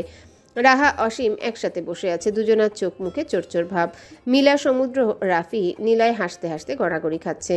নিলয় হাসতে হাসতে সোফা থেকে নিচে পড়ে যায়, তবু ওর হাসি বন্ধ হয় না, নিচে শুয়েই হাসতে থাকে। অনন্যা শেখ আর সাইমা শেখ হাসতে হাসতে শ্বাসও নিতে পারছে না। সকলকে এভাবে হাসতে দেখে আকাশের কপাল ভ্রু কুঁচকে যায়। এভাবে হাসছে কেন সবাই? সকলের হাসির শব্দ শুনে নিজের রুম থেকে বেরিয়ে আসে নিঝুম। আকাশকে দেখেই ফিক করে হেসে ওঠে, হাসতে হাসতে এগিয়ে যায় আকাশের কাছে। কিছু যে বলবে তাও বলতে পারছে না হাসির কারণে। হাসতে হাসতে আকাশের হাত ধরে ওর পায়ের কাছে বসে পড়ে। হাসতে হাসতে সকলের পেটে খিল ধরে গেছে, হাসতে পারছে না আর, কিন্তু কিছুতেই হাসি বন্ধ হচ্ছে না। এক একজনের চোখ দিয়ে পানি বেরিয়ে এসেছে, তবুও দম ফাটা হাসি বন্ধ হচ্ছে না। প্রথম প্রথম রাহা আর অসীম চুপচাপ বসে থাকলো, একটু পর থেকে ওরাও হাসছে হু হা করে। কি হচ্ছে? সবাই ভাবে হাসছে কেন? সমুদ্র কোনো রকম হাসি চেপে বলে, ভাই তুই তুই আয় নাই নিজেকে। আর বলতে পারে না, দম ফাটা হাসিতে ফেটে পড়ে যায়। নিঝুম, কি হয়েছে রে? নিঝুম হাতের ইশারায় ভাইকে নিজের কাছে বসতে বলে। আকাশ নিচু হয়ে বসে বোনের কাছে। নিঝুম হাসতে হাসতে 2 হাত বাড়িয়ে আকাশের চুলে করে রাখা ঝুঁটি দুটো ধরে। আকাশ দ্রুত চুলে হাত দেয়, মাথার 2 পাশে দুটো শিং বানিয়ে দিয়েছে চুল দিয়ে। আকাশ রাহার দিকে তাকায়, রাহা ওর দিকে তাকিয়ে হাসছে। নিঝুম নিজের ফোনের ক্যামেরা অন করে আকাশের মুখের সামনে ধরে। ফোনের স্ক্রিনে নিজের প্রতিবিম্ব দেখে ছিটকে দূরে সরে যায়। তারপর আবার নিঝুমের কাছে এসে ওর হাত থেকে ফোনটা নিজের হাতে নেয়। এমন বেহাল দশা দেখে বসা থেকে উঠে দাঁড়ায়, রাহার দিকে তাকিয়ে জোরে জোরে ডেকে ওঠে। রাহা? রাহার আত্মার পানি শুকিয়ে যায়, খপ করে চেপে ধরে অসীমের হাত। অসীম রাহা একে অপরের মুখের দিকে তাকায়। আকাশ রাহার দিকে তেড়ে যায়। রাহা ভয়ে বলে ওঠে, আমি করিনি, অসীম করেছে। আকাশ রেগে অসীমের দিকে তাকায়। অসীম বসা থেকে উঠে দাঁড়ায়, দে দৌড়। অসীমকে আর পাইকে এক প্রকার উড়ে গিয়ে বাড়ির বাইরে গিয়ে ল্যান্ড করে। আকাশের চুলে খাড়া খাড়া দুটো ঝুঁটি বেঁধে দিয়েছে লাল টুকটুকে রাবার ব্যান্ড দিয়ে। ফাউন্ডেশন আর পাউডার দিয়ে পুরো মুখ দাড়ি সহ সাদা বানিয়ে দিয়েছে। ঠোঁটে মোটা করে লাল টুকটুকে লিপস্টিক, 2 গালে গাঢ় করে ব্লাশার হিসেবেও ব্যবহার করা হয়েছে লাল টুকটুকে লিপস্টিক। নাকে, চোখের নিচে, কপালে হলুদ আইশ্যাডো দিয়ে হলুদ বানিয়ে দিয়েছে। চোখের পাতায় মোটা করে কাজল দিয়ে আইশ্যাডো বানিয়েছে। 2 ভ্রু গাঢ় নীল আইশ্যাডো দিয়ে ভ্রু আর্ট করেছে। দেখতে জোকারের চেয়েও বেশি ফানি লাগছে। রাহা ভয়ে কাচুমাচু করে তাকিয়ে আছে আকাশের দিকে। আকাশের রাগী চোখ মুখ দেখে অনেক কষ্টে সকলে হাসি চেপে রেখেছে। নিলয় তখনও নিচেই বসে আছে, আকাশের দিকে তাকাচ্ছে আর একটু পরপর হাসছে। আকাশ রাহার হাত ধরে টেনে নিজের রুমের দিকে এগিয়ে যায়। রাহা ভয়ে পেছনের দিকে তাকিয়ে থাকে, কেউ ওকে যেন আকাশের হাত থেকে বাঁচায়। অনন্যা শেখ সোফা ছেড়ে উঠে আকাশের দিকে এগিয়ে যেতে যেতে বলে, তোর এই অবস্থা করেছে অসীম? তুই অসীমকে না ধরে ওকে টেনে নিয়ে যাচ্ছিস কেন? অসীম একা করেনি, সাথে ঝামেলার রানীও ছিল। রাহা তড়িঘড়ি করে বলে, আমি অসীমকে অনেকবার না করেছিলাম, কিন্তু অসীম শোনেনি আমার কথা। ওই জোর করে মেকআপ করেছে, আমার কোনো দোষ নেই।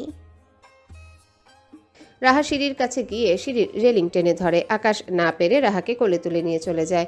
রুমে এসে ডোর লক করে দেয় আকাশ। রাহা ভয়ে কাচুমাচু করে বলে, আমি সত্যি অসীমকে করতে নিষেধ করেছিলাম, কিন্তু অসীম জোর করে মেকআপ করেছে। আকাশ কোনো কথা না বলে রাহাকে টেনে নিয়ে ড্রেসিং টেবিলের সামনে দাঁড়ায়। দেখছো কি অবস্থা করেছো? আমি করিনি। সত্যি করনি? একটু করেছি, বাকিটা অসীম করেছে। নিজের সিংহের মতো ঝুঁটি দুটো ধরে বলে। এ দুটো কে করেছে? রাহা এক আঙ্গুল তুলে নিজের দিকে দেখায়। আর এই হলুদ রং কে লাগিয়েছে? অসীম। আরে লিপস্টিক? এটাও অসীম লাগিয়েছে। ভ্রু আর চোখের পাতার উপর কালি কে লাগিয়েছে? আমি। এত সুন্দর করে সাজিয়ে দিয়েছ, একটা শাড়িও পরিয়ে দিতে, তাহলে তো 16 কলা পূর্ণ হয়ে যেত। আকাশ থেকে আকাশে হয়ে যেতাম। রাহা ফিক করে হেসে ওঠে। আমার মান সম্মান খেয়ে দিয়ে এখন খুব হাসি পাচ্ছে। এতগুলো মানুষের সামনে কি বেচ্চুতিটি না হলাম? আমরা কি জানতাম নাকি তুমি ফ্রেশ না হয়েই নিচে চলে যাবে? তা কিভাবে জানবে? জানবে তো শুধু অকাজ করতে। তোমাদের দুজনকে গরু ছাগলের ঘরে রাখা উচিত। একজন ঝামেলা রানী, অন্যজন অকাজের বাচ্চা। এই শিং খুলে দাও। আকাশ মাথা নিচু করে রাহাত ঝুঁটি দুটো খুলে দেয়। চুল কয়েকটা ছিঁড়েও ফেলে। ঝুঁটি খুলে ফেলার পরেও চুলগুলো খাড়া খাড়া হয়ে থাকে। আকাশ রাহার মাথা ধরে টেনে নিয়ে আসে নিজের কাছে। নিজের গালের মেকআপ রাহার গালে ঘষে ঘষে দেয়। আকাশের খোঁচা খোঁচা দাড়ির ঘর্ষণে গালে ব্যথা পায় রাহা। গালে ব্যথা পাচ্ছি তো, ছাড়ো। রাহার দুই গালে লিপস্টিক ঘষে দিয়ে রাহার ঠোঁটে ঠোঁট ডুবিয়ে দেয়। আকাশের ঠোঁটে লিপস্টিক রাহার ঠোঁটে লেপটে যায়। আকাশ নিজের আইব্রু থেকে কাজল আঙ্গুলের ডগায় তুলে রাহার চোখের পাতায় ঘষে দিয়ে দেয়। দুজনেই তাকায় আয়নার দিকে। দুজনের মুখের এখন প্রায় একই অবস্থা। এখন ঠিক আছে, তাই না? আমাকে একা কেন দিলে? অসীম বেশি করেছে, ওকে দিলে না কেন? অসীম কি আমার বউ? আমি আমার বউকে সাজিয়েছি, ভাইকে কেন সাজাতে যাব? রাহাকে আবার টেনে শক্ত করে ঠোঁটে চুমু খায়, তারপর জড়িয়ে ধরে উঁচু করে ওয়াশরুমে প্রবেশ করে। অসীম আর বাড়ি ফিরে আসেনি, পালিয়েছে ভাইয়ের হাতে মার খাওয়ার ভয়ে। মিলা সকলের জন্য চা বানিয়ে নিয়ে আসে। আকাশ বউকে নিয়ে রুমে গেল, আর ফেরার নামগন্ধ নেই। কে জানে কি পানিশমেন্ট দিচ্ছে অবুঝ বউটাকে। দীর্ঘ সময় পর শাওয়ার নিয়ে ফ্রেশ হয়ে নিচে নেমে আসে আকাশ। রাহা আসেনি এখন। গিয়ে বসে দুই বন্ধুর পাশে। মিলা কাপে চা ঢেলে এনে দেয় আকাশকে। বল, কেমন জরুরি কথা আছে তোদের? রাফি কাপে চুমুক দিয়ে আকাশের দিকে তাকায়। আমি আগামীকাল আমার মেয়ের প্রথম জন্মদিন উপলক্ষে ছোট একটা পার্টির আয়োজন করা হবে। তুই আর পুরো পুরো পরিবার অবশ্যই আমার বাড়িতে আসবি আগামীকাল বিকেলে। আচ্ছা, আসবো। শুধু আচ্ছা আসবো বললেই হলো না, অবশ্যই আসতে হবে। অবশ্যই আসবো। এখন তাহলে আমরা আসছি, অনেকটা লেট হয়ে গেছে। দ্রুত করতে চেয়েছিলাম তাই 1 ঘন্টা লেট হয়ে গেল। সারাদিন দৌড়াদৌড়ি করে মারা ফিলিংস হচ্ছিল, কিন্তু এখানে আসার পর হাসতে হাসতে আমি সত্যি সত্যি মরতে বসেছিলাম। একটুর জন্য বেঁচে আছি। যাই হোক ভাই, আমার লেট হয়ে গেলেও এখন অনেক ভালো লাগছে। মাঝে মধ্যে ফ্রিতে বিনোদন পেতে এখানেই আসতে হবে। বড় একটা ভুল করে ফেলেছি। রাফি ভ্রু কুচকায়। আকাশ বলে, কি ভুল করেছিস? মহা ভুল করে ফেলেছি ভাই। হাসতে হাসতে তোর একটা পিক তুলতে ভুলে গেছি। পিকটা তুলে রাখলে মাঝে মধ্যে হাসতে পারতাম। হারামি, তোলাচ্ছে তোর পিক। বলেই নিলয়ের ঘাড় চেপে ধরে এক হাতে। ছাড়, এমনিতেই সকাল থেকে ঘাড় ব্যথা করছে। তোর ঘাড়টা তো আলাদা করে নেওয়া উচিত। না থাকবে ঘাড় আর না করবে ব্যথা। ভাই, ঘাড় আলাদা হয়ে গেলেও কি মাথা আগের জায়গায় থাকবে? নিলয়ের এমন কথা শুনে হো হো করে হেসে উঠে সবাই। রাফি বলে, হ্যাঁ ভাই, ঘাড় আলাদা হয়ে গেলেও মাথা আগের জায়গায় থাকবে। কয়েকদিন আগেই তো আমি ঘাড় আলাদা করেছিলাম, মাথা আগের জায়গাতেই ছিল, কিন্তু ঘাড় ছাড়া ভালো লাগছিল না বলে আবার ঠিক করে নিয়েছি। সবাই আরেক দফা হাসে। এরা এত বড় হওয়া সত্ত্বেও ছোটদের মতো কথাবার্তা বলে হাসাতে হাসাতে মানুষের পেটের নাড়ি ভুড়ি পেঁচিয়ে ফেলবে। দেখতে দেখতে রাহার এসএসসি পরীক্ষা চলে আসে। 2 দিন পর থেকে পরীক্ষা শুরু।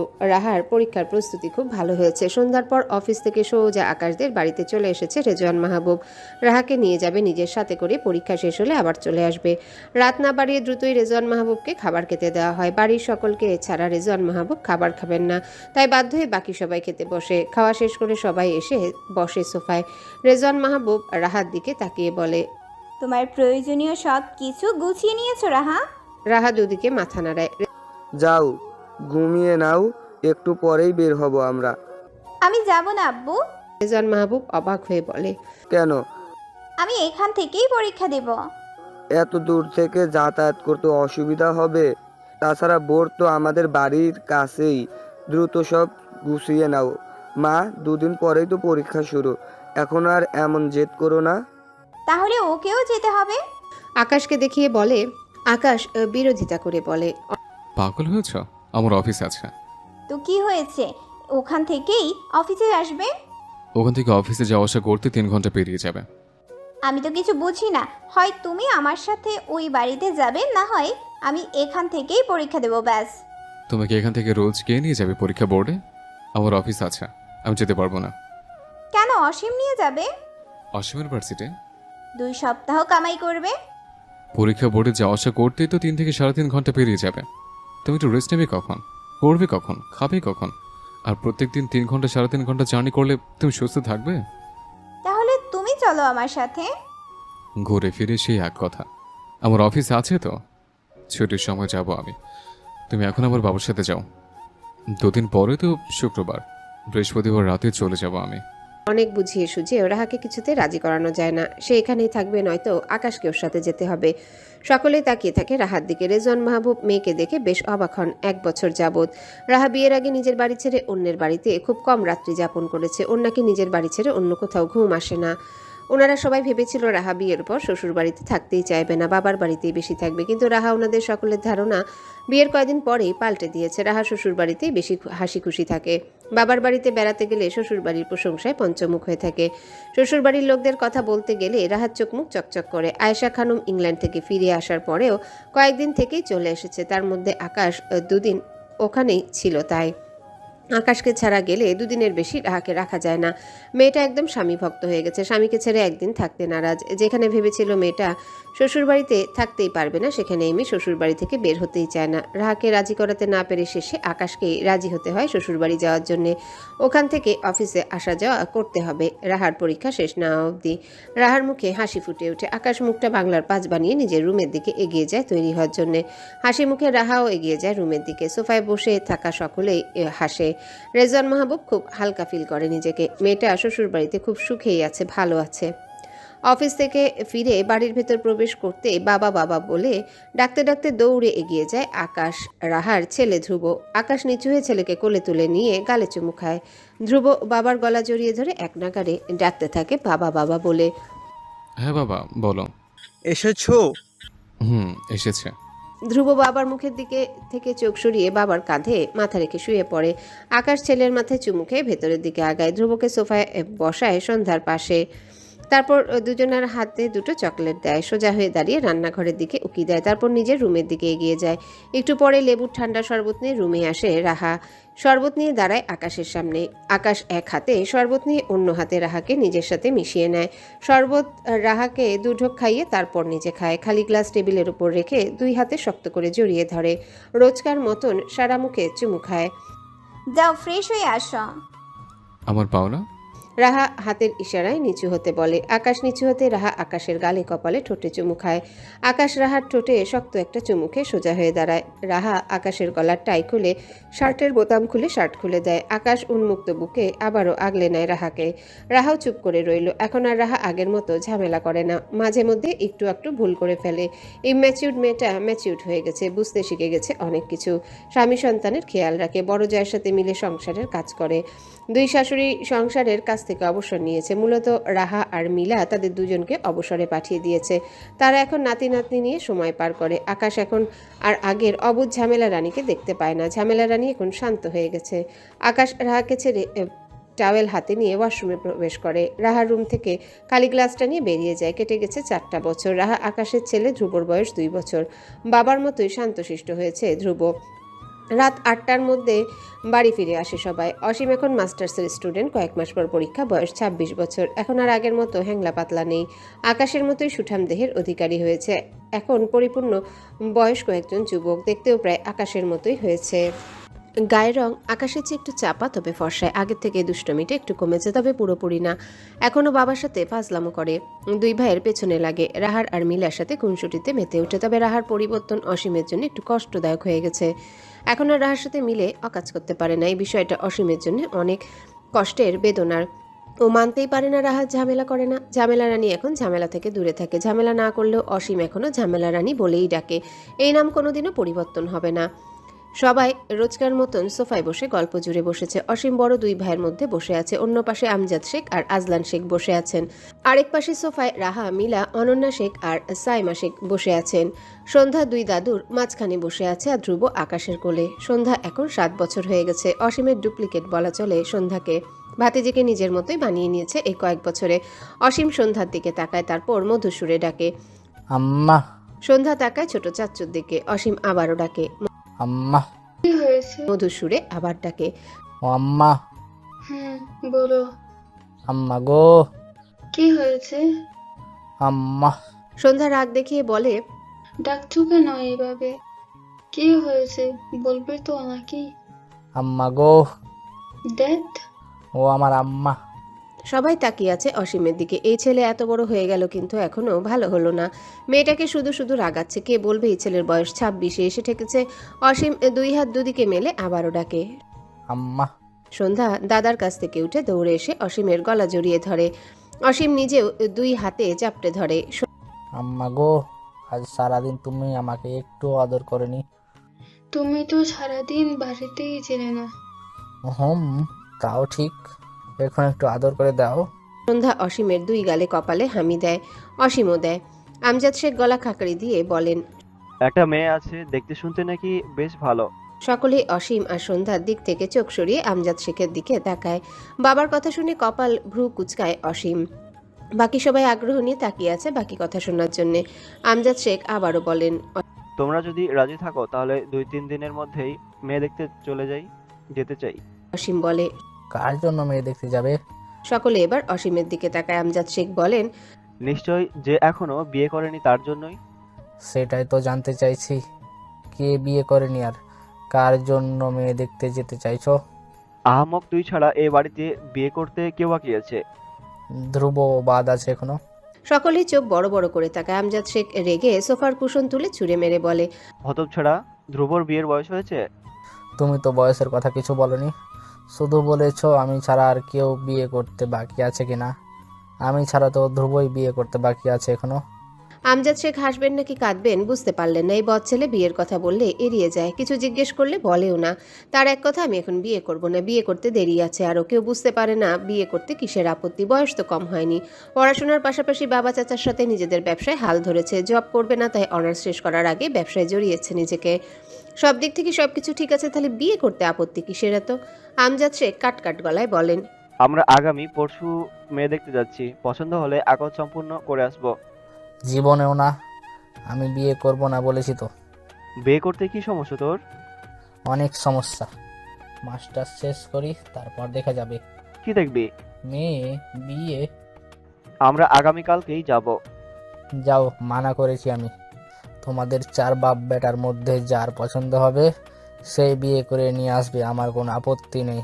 বিস্ফোরিত নয়নে তাকিয়ে থাকে সকলে। আমজাদ শেখ সোফা ছেড়ে উঠে এসে অসীমের পিঠে ধুমধাম লাগিয়ে দেয় দুটো। বদ ছেলে বলে, কি মারছো কেন? কি বলি তুই? শুনতে পাওনি? সেজন্যই তো মেরেছি। ভুল কিছু বলেছি আমি? আমি বিয়ে করতে চাইছি না, কিন্তু তোমরা জোর করেই বিয়ে করাবে। আমাকে বিয়ে না করিয়ে তার থেকে ভালো হয় তোমরা নিজেরাই বিয়ে করে নাও।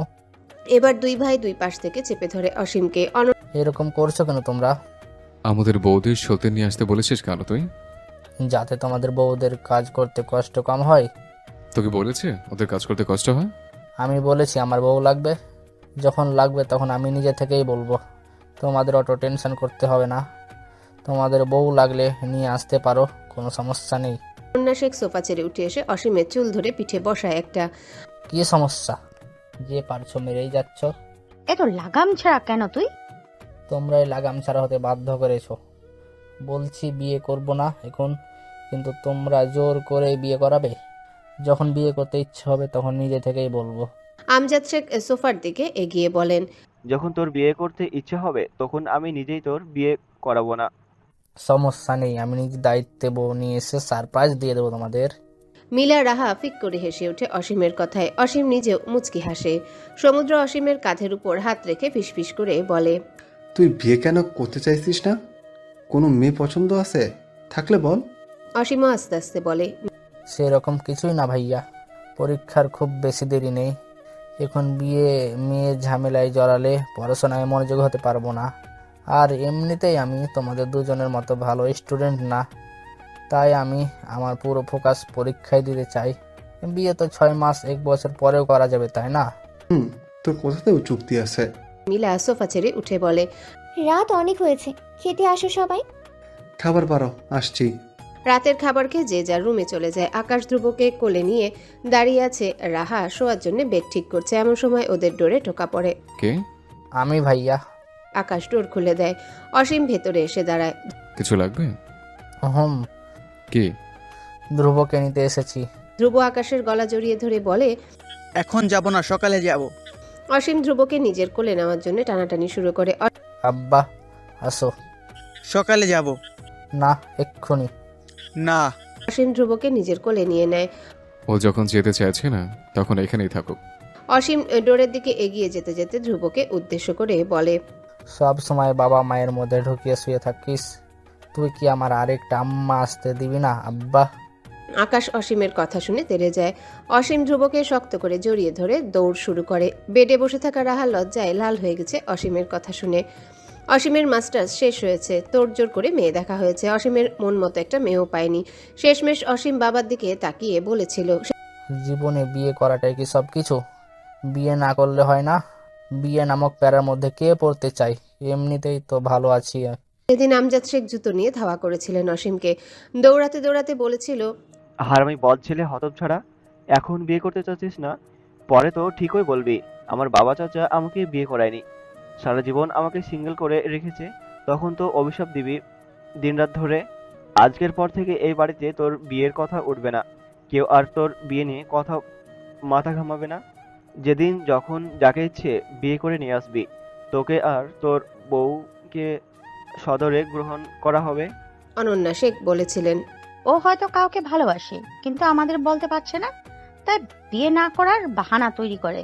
অসীম মায়ের দিকে তাকিয়ে বলেছিল, কচু, তোমার ছেলে অতটা ভালো নয় যে কোনো মেয়েকে ভালোবাসতে যাবে। আমজাদ শেখ জুতো ছুঁড়ে মেরেছিলেন ছেলের গায়ে। 1 নম্বরের বদ ছেলে, যেখানে অন্য ছেলেরা বিয়ে করার জন্য পাগল হয়ে যায়, কলেজে ওঠার আগেই প্রেম করে, অনার্স শেষ করার আগেই বিয়ে করে নেয়, সেখানে এই ছেলে এত বড় হয়েও বিয়ে করতে চায় না। বিয়ে না করার কারণ জিজ্ঞাসা করলে বলে, মন মতো মেয়ে পেলে বিয়ে করব। ও সেই মন মতোই মেয়েই পাওয়া যায় না। মেয়ে দেখলে সেই মেয়ের কোনো না কোনো দোষ খুঁজে বের করবেই। খচ্চর ছেলে একটা। অনেকদিন ধরে বাবার বাড়ি যাওয়া হয়নি মিলার মা এসেছেন মিলা সমুদ্রকে নিজের বাড়িতে নিয়ে যাওয়ার জন্যে। মিলা 3 মাসের প্রেগনেন্ট। বাড়িতে নতুন অতিথি আসার খবর রে পুরো বাড়ি সবাই ভীষণ খুশি। আস্তে আস্তে বাড়িটা ভরে উঠছে। খাওয়া দাওয়া সেরে আসিয়া বেগম মিলা সমুদ্র আর সন্ধ্যাকে নিয়ে বেরিয়ে যায় নিজের বাড়ির উদ্দেশ্যে। রাহা, আকাশ, অসীমকেও নিয়ে যেতে চেয়েছিল, তবে আকাশের অফিস আছে আর অসীম বাড়ি থেকে কোথাও যাবে না। আর রাহা তো আকাশকে ছেড়ে জীবনেও যাবে না। আকাশকে ছেড়ে নিজের বাবার বাড়ি যায় না পর্যন্ত। সেই মেয়ে কিনা আকাশকে ছেড়ে ফুপু শাশুড়ির বাড়িতে যাবে, এটা অসম্ভব। অসীম ধ্রুবকে কোলে নিয়ে বসে সোফায়। বিকেল 3টা বেজে গেছে। আজ আর মিলে বা গোডাউনে কোথাও যায়নি। বাবা চাচাকে পাঠিয়ে দিয়ে নিজ বাড়িতে বসে থেকে গায়ে হাওয়া লাগাচ্ছে। ধ্রুব মুখের দিকে তাকিয়ে বলে, আব্বা, তুই বড় হইস না কিন্তু। ধ্রুব আধো বলিতে বলে, কেন? বড় হইলেই বিয়ে করানোর জন্য পুরো গোষ্ঠী তোর পেছনে লেগে যাবে। কেন লাগবে? আল্লাহ বোঝে না, বিয়ে করানোর জন্য লাগবে। বিয়ে করলে কি হয় চাচু? অনেক প্যারা। প্যারা কি? বোঝোস না? না, বোঝা লাগবে না। কোনো বোঝা লাগবে না। দুপুরে খাইছ আব্বা? হ্যাঁ। ঘুমাইছিলা? না। ঘুমাও তাহলে। ঘুম নাই। কই গেছে? শ্বশুর বাড়ি। শ্বশুর বাড়ি? শ্বশুর বাড়ি। শ্বশুর বাড়ি কোথায়? বনানি। ওইটা তো সমুদ্র ভাইয়ার শ্বশুর বাড়ি। ওই বাড়িতে তো গেছে। আমি তো ভাবছি তোর শ্বশুর বাড়ি গেছে। নাই। কি নাই? শ্বশুর বাড়ি। কার শ্বশুর বাড়ি? আমার। কে বলেছে? তুমি। কবে? 1 বছর পর। 1 বছর পর তোরে কেমনে কইছি? মুখ দিয়ে। কথা বলতে বলতে তোর মাথা আওলাইয়া গেছে? 5 মিনিট চুপচাপ বসে থাক, আবার ঠিক হইয়া যাব। ঠিক আছে। কি? মাথা। আব্বা, চুপ কইরা তুই ঘুমা। নাই। কি নাই? ঘুম। আব্বারে মুখটা বন্ধ কর, ঘুম দৌড়াইয়া আইয়া পড়বো। বলেই ধ্রুবর মাথা নিজের কাঁধের উপর নিয়ে পিঠে হালকা করে চাপড় দিতে শুরু করে। ঘুমাচ্ছে না দেখে সোফা থেকে উঠতে হাঁটতে শুরু করে। ড্রয়িং রুমে কেউ নেই। খাবার খেয়ে সব গুছিয়ে রেখে যে যার রুমে চলে গেছে। রাহা রুমে গিয়ে রুম গুছাচ্ছে। ধ্রুব সব টেনে ফেলে এলোমেলো করে ফেলেছে আজ। 10 মিনিট অতিবাহিত হওয়ার আগেই ধ্রুব ঘুমিয়ে যায়। ধ্রুবকে নিয়ে মায়ের রুমে যায়। অনন্যা শেখ বসে বসে ইসলামিক বই পড়ছিলেন। দুপুরে ঘুমানোর অভ্যাস নেই তার। ধ্রুবকে নিয়ে আসতে দেখে বইটা বন্ধ করে বেড থেকে উঠে দাঁড়ায়। অসীম ধ্রুবকে বেডে শুইয়ে দেয়। চাদর টেনে ঢেকে দিয়ে মায়ের দিকে তাকিয়ে বলে, ওকে দেখে রেখো, খাট থেকে যেন পড়ে না যায়। এক কথা আর কতবার বলবি? যতদিন না ধ্রুব বড় হচ্ছে। ছোটবেলায় সন্ধ্যাও একদিন পড়ে গিয়েছিল খাট থেকে। তারপর থেকে বাড়িতে থাকলে ওকে আমি পাহারা দিয়েছি, দুপুরে ঘুমালে। এক ভুল মানুষ একবার করে, বারবার না। ওকে দেখে রেখো, আমি আসছি। কোথায় যাবি? ঘুরে আসি। কোথাও যাওয়ার প্রয়োজন নেই, গিয়ে ঘুমা। আমি কি ছোট বাচ্চা নাকি এই অবস্থায় ঘুমাবো? এই রোদের মধ্যে দৌড়াদৌড়ি করার কি দরকার? যাচ্ছি ঘুমাতে। বিড়বিড় করতে করতে রুম থেকে বেরিয়ে সিঁড়ি বেয়ে উপরে উঠে আসে। আকাশের রুম ক্রস করতে পেছন থেকে রাহা ডেকে ওঠে। অসীম ধ্রুব কোথায়? মায়ের কাছে ঘুমাচ্ছে। ও পেয়ারা খাবে? হুম, নিয়ে আসি তাহলে। নিয়ে আসো। ভাইয়া ঘুমিয়েছে? না। পেয়ারা নিয়ে আসছি আমি। রুমের দিকে যেতে গিয়েও আবারও নিচে চলে যায়। লাঠি দিয়ে পেয়ারা পারে, কতগুলো বড়ইও পারে। সিজন না থাকলেও 12 মাস বড়ই আর পেয়ারা ধরে সব নিয়ে উপরে উঠে আসে। আকাশের রুমে ডোর নক করে, অনুমতি পেয়ে ভেতরে প্রবেশ করে। এক চোখ দিয়ে তাকিয়ে আছে, অন্য চোখ বন্ধ, 2 হাতে 6টা পেয়ারা। আকাশ ভাইয়ের দিকে তাকিয়ে বলে, এরকম এক চোখ কানা করে রেখেছিস কেন? আর বলো না ভাইয়া, বড়ই পারতে গিয়ে চোখের মধ্যে ময়লা ঢুকে গেছে আর বের হচ্ছে না। আকাশ এগিয়ে যায় অসীমের কাছে। রাহা অসীমের হাত থেকে পেয়ারাগুলো নিয়ে রেখে দেয়। আকাশ রাহার কাছে টিস্যু চায়। টিস্যু এনে দিতে আকাশ ছোট ভাইয়ের চোখের ভেতরে থাকা শুকনো পাতার অংশটুকু বের করে নিয়ে আসে। অসীম শুকনো পাতাটুকু আঙ্গুলের ডগায় নিয়ে বলে, এখন তো ঠিকই বের হইলি। 5 মিনিট ধরে বের করতে চাইলাম, তখন বের হইলি না। চোখের ভেতরে খামচে ধরে বসেছিলি। তোকে সব কি করতে বলেছে? আমার মন মস্তিষ্ক। পাগল হয়েছিস নাকি? হয়তো। অসীম প্যান্টের পকেট থেকে বড়ই বের করে রাহার হাতে দেয়। ডোরের দিকে এগিয়ে যেতে যেতে বলে, এগুলো তোমরা দুজন বসে খাও, আমি বাইরে যাচ্ছি, ফিরতে রাত হবে। বলতে বলতেই নিজের রুমের দিকে এগিয়ে যায়। আকাশ রাহার দিকে তাকিয়ে বলে, তোমরা মানুষ দুজন হলেও পেট একটাই। একজনের মনের কথা আরেকজনের পেটে থাকে। অসীম প্রেম করে, তাই না? না। মিথ্যে বলবে না কিন্তু। ওর হাবভাব দেখে মাঝে মধ্যে তাই মনে হয়। আর অসীমের সব গোপন কথা তোমাকে বলে। সত্যি সত্যি অসীম প্রেম করে না। আমি ওকে জিজ্ঞেস করেছিলাম, ও সাফ সাফ জানিয়ে দিয়েছে প্রেম করে না। মন মতো মেয়ে পাচ্ছে না, তাই বিয়েতেও রাজি হচ্ছে না। কেমন মেয়ে পছন্দ সেটা বলো না তো। বলবে কিভাবে? অসীম নিজেই তো জানে না কেমন মেয়ে পছন্দ ওর। আকাশ বিড়বিড় করতে করতে বেডে গিয়ে বসে। রাহা 2টো পেয়ারা ধুয়ে নিয়ে আকাশের পাশে বসে, একটা আকাশের দিকে বাড়িয়ে দেয়। ওসব আমি খাবো না, দাঁত টক হয়ে যায়। তোমার ভাই তোমার জন্য এনেছে, তুমিই খাও। পেয়ারা খেলে দাঁত টক হয়? না, হয় না। পানি পর্যন্ত খেতে পারি না টকের কারণে। স্পেশাল দাঁত। আকাশ মুচকি হেসে রাহাকে টেনে বেডে শুইয়ে দেয়। তারপর নিজে রাহার উপর ঝুঁকে যায়। 2 দিন পর সমুদ্র মিলা সন্ধ্যা বাড়ি ফিরে আসে। সন্ধ্যা দৌড়ে গিয়ে ভাইকে জড়িয়ে ধরে। ধ্রুব 2 দিন পর আপুকে দেখে খুশিতে লাফিয়ে ওঠে। সকলের সাথে কুশল বিনিময় করে ভেতরে আগায় সমুদ্র আর মিলা। সন্ধ্যা ভাইকে নিয়ে সোফায় বসে পড়ে। রাতে সকলেই বসে আছে সোফায়, শুধু অসীম বাদে। ও এখনও নিজের রুম থেকে বের হয়নি। 20 মিনিট আগেই বাড়ি ফিরেছে। অসীম নিচে নেমে বরাবরের মতো 2 ভাইকে ঠেলে মাঝখানে বসে পড়ে। ছোটবেলার অভ্যাসটা এখনও রয়ে গেছে 2 ভাইয়ের মাঝখানে বসা। আদৌ এই ছেলে জীবনে বড় হবে কিনা আল্লাহ তাআলা ভালো জানেন। আমজাদ শেখ অসীমের দিকে তাকিয়ে বলে, আমরা আগামীকাল মেয়ে দেখতে যাব মিরপুর। অসীম নাক মুখ কুঁচকে তাকায় বাবার দিকে। সরু চোখে কিছু সময় তাকিয়ে থেকে বলে, তুমি না বলেছিলে আমার বিয়ে নিয়ে মাথা ঘামাবে না? সেদিনের পর থেকে আমার বিয়ে নিয়ে এই বাড়িতে কথা হবে না। তাহলে আজকে আবার মেয়ে দেখতে যেতে চাইছো কেন? আমার বাপেরে বিয়ে করবো এর জন্যে। তোমার বাপ না মইরা গেছে? তাও যখন আমি ছোট ছিলাম ওই সময়। আমার ছোট বাপেরে বিয়ে করাইমো। করবো না বিয়ে। একদম জেদ করবি না। আর এবারে মেয়ে তোর পছন্দ হবে আমি নিশ্চিত। মেয়েকে তুমি দেখেছো? তুইও দেখেছিস? আমিও দেখেছি। হুম। কোথায়? আমাদের বাড়িতে, আরো কয়েকটা বাড়িতে। কার কথা বলছে বলো তো? মিলার ফুফাতো বোন শিখার কথা বলছি। ওনারা নিজে থেকেই বিয়ের প্রস্তাব পাঠিয়েছে। শিখা শান্ত ভদ্র মিষ্টি একটা মেয়ে। অনার্স শেষ করে। অসীম ভাবুক ভঙ্গিতে তাকিয়ে থেকে বলে, ওই 4 চোখওয়ালি মেয়েটা? সবাই বিস্ফোরিত নয়নে তাকায়। শিখার আবার 4 চোখ হলো? মানুষ তো বরাবরই 2 চোখের অধিকারী হয়। এই বদ ছেলে 4 চোখ দেখলো কোথায়? মিলা অবাক স্বরে বলল, তুই শিখার 4 চোখ কোথায় দেখলি? 4 চোখই তো। কোথায়? কেন? ওই 2 চোখ আর 2 চোখের ওপর আরো 2 চোখ। অসীমের কথা শুনে মিলা পিক করে হেসে ওঠে। ওর চোখে একটু পাওয়ার আছে, তাই চশমা পরে। এই কারণে তুই ওকে 4 চোখওয়ালি বলবি? 4 চোখওয়ালি কে 4 চোখওয়ালি বলবো না? আমজাদ শেখ রেগে সোফার কুশন তুলে ছুঁড়ে মারে অসীমের মুখে। দাঁতে দাঁত চেপে বলে, সব মেয়ের মধ্যে তোর দোষ খুব খুঁজে বের করতেই হবে। বদ ছেলে একটা, মেরে দাঁত ফেলে দেবো তোর। আকাশ অসীমের দিকে তাকিয়ে বলে। শেখা ভালো মেয়ে, আমাদের বাড়িতে ছোটবেলা থেকে অনেকবার এসছে। তুই ছোট থেকে ওকে চিনিস এবং জানিস, এখানে আপত্তি করার কি আছে? অসীম আকাশের দিক থেকে চোখ সরিয়ে বড় ভাইয়ের দিকে তাকায়। সমুদ্রের কানের কাছে মুখ নিয়ে ফিসফিস করে বলে, ওকে চুমু খাবো কিভাবে?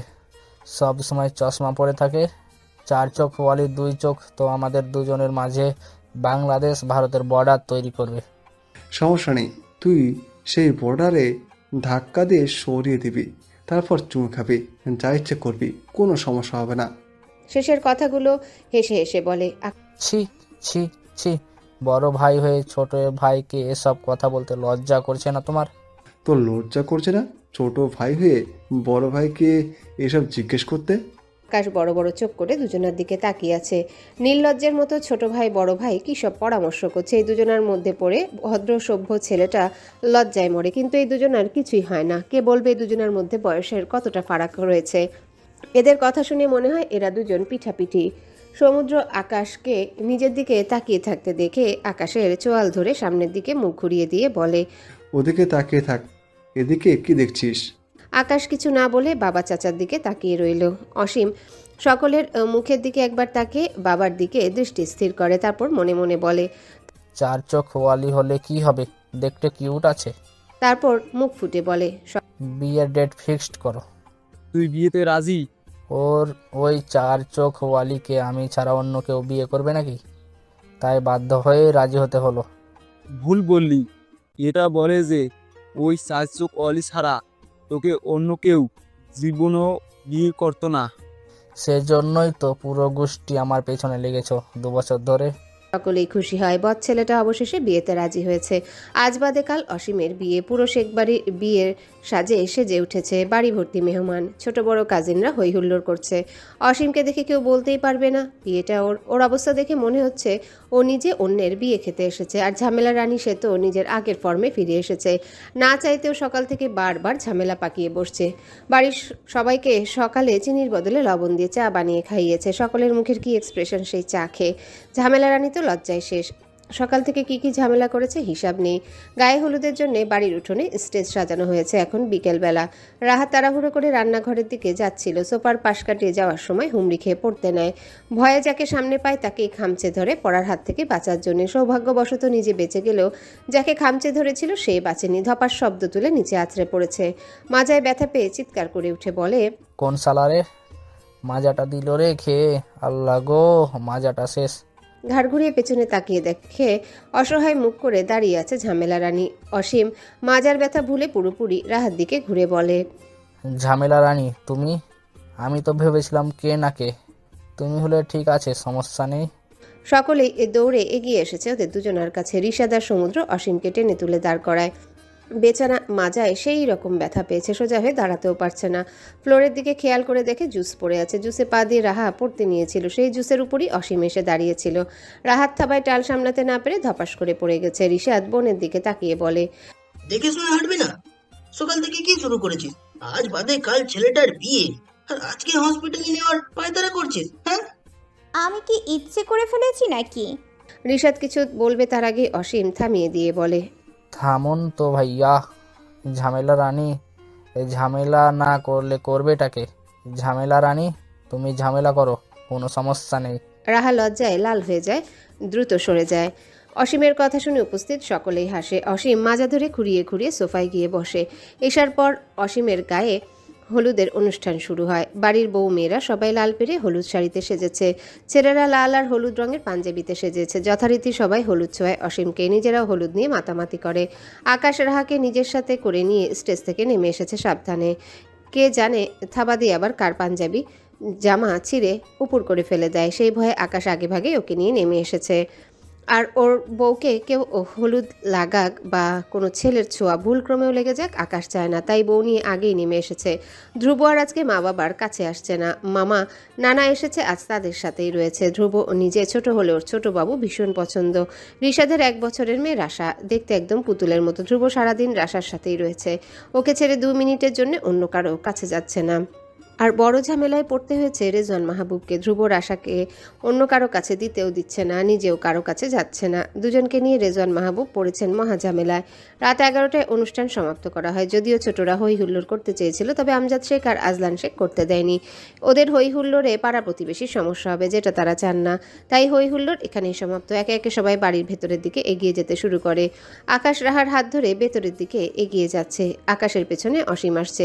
রাহার ভাগ্যটা আজকে ওর সাথে ভীষণ শত্রুতামি করছে। আজ সকাল থেকেও ঝামেলা না করতে চাইলেও বারবার করে যাচ্ছে। ঝামেলা রানী ঝামেলা কে করলেও ঝামেলা রানীকে ছাড়ছে না কোনোভাবে। বারবার নিজ দায়িত্বে চলে আসছে ওর কাছে। এই যে এখন পিচ্ছিল কাদাতে পা দিয়ে নিজে তো পড়েছে, সাথে আকাশকেও ফেলেছে। আর আকাশের ধাক্কায় সামনে কয়েকজন উপুড় হয়ে পড়েছে।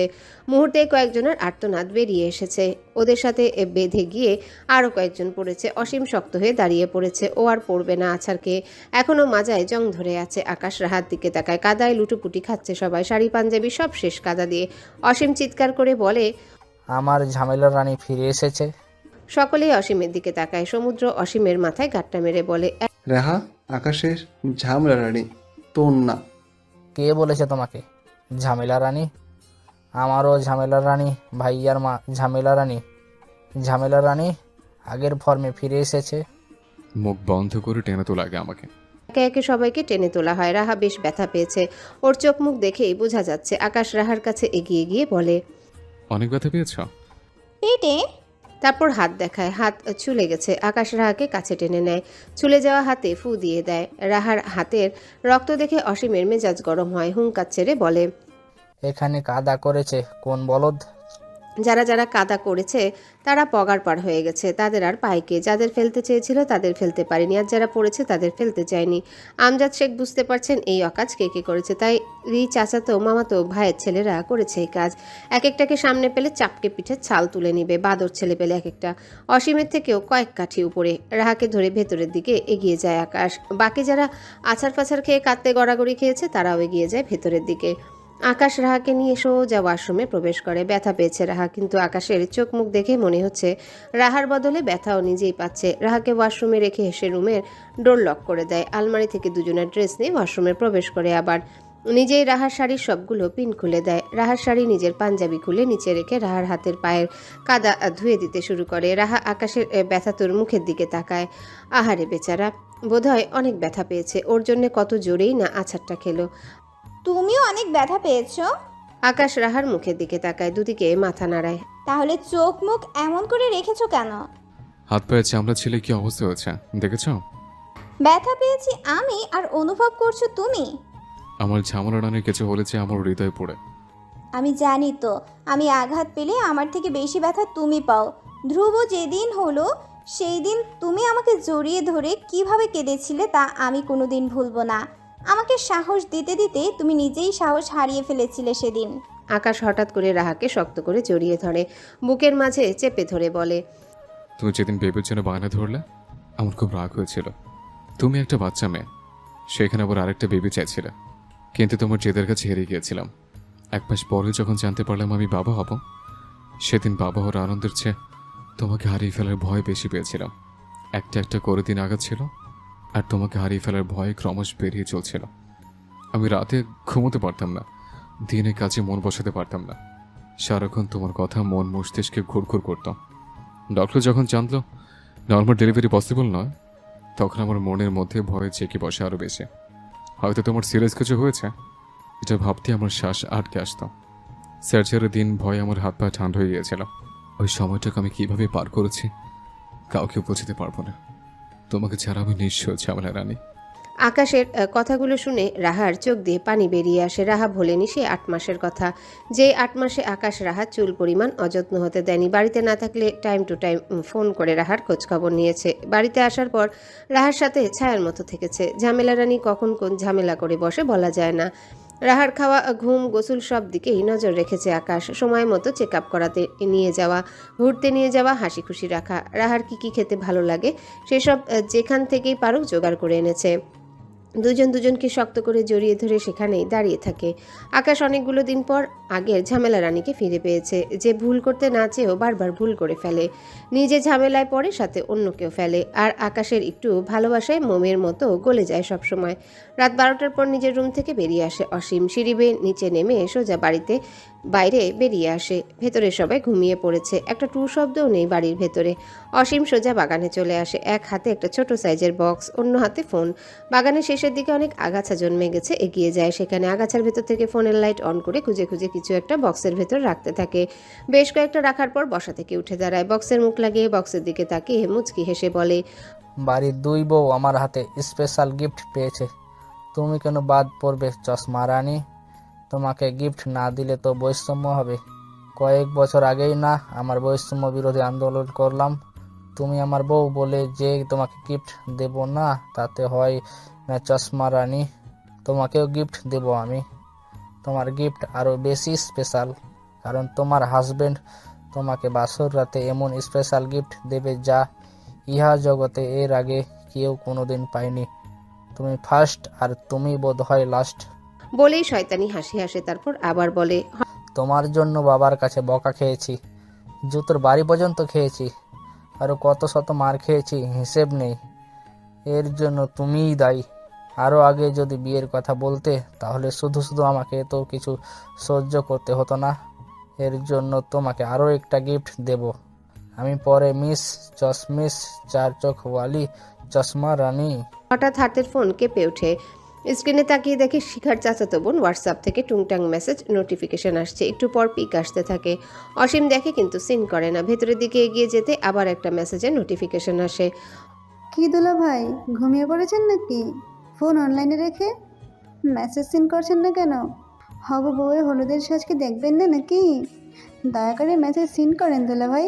অসীম মেসেজগুলো সিন করে। বউয়ের হলুদের সাজ তো সেই কখন দেখেছে। চশমা রানীকে হলুদের সাজে অনেক সুন্দর লাগছে। অসীম একটা ভয়েস পাঠায়। আপনাদের হবু দুলা ভাই এখন ঘুমিয়ে আছে, আগামীকাল তার বাসর রাত, সারা রাত জাগতে হবে, তাই তাড়াতাড়ি ঘুমিয়ে পড়েছে। আপনাদের হবু দুলা ভাইয়ের হবু বউটাকেও দয়া করে ঘুমাতে দিন, তাকেও আগামীকাল সারা রাত জাগতে হবে। অনুগ্রহপূর্বক আগামীকাল থেকে কথা বলার জন্য সবাইকে বিশেষভাবে অনুরোধ করা হলো। ধন্যবাদ। ভয়েস মেসেজটা সেন্ড করে ইন্টারনেট কানেকশন অফ করে দেয়। হাসতে হাসতে হেলে দুলে বাড়ির ভেতরে প্রবেশ করে। পরের দিন অসীমের বিয়ে হয়ে যায়। সবাই একসাথে সুখে দিন কাটাতে থাকে, বিশেষ করে আকাশ তার ঝামেলা রানীকে নিয়ে।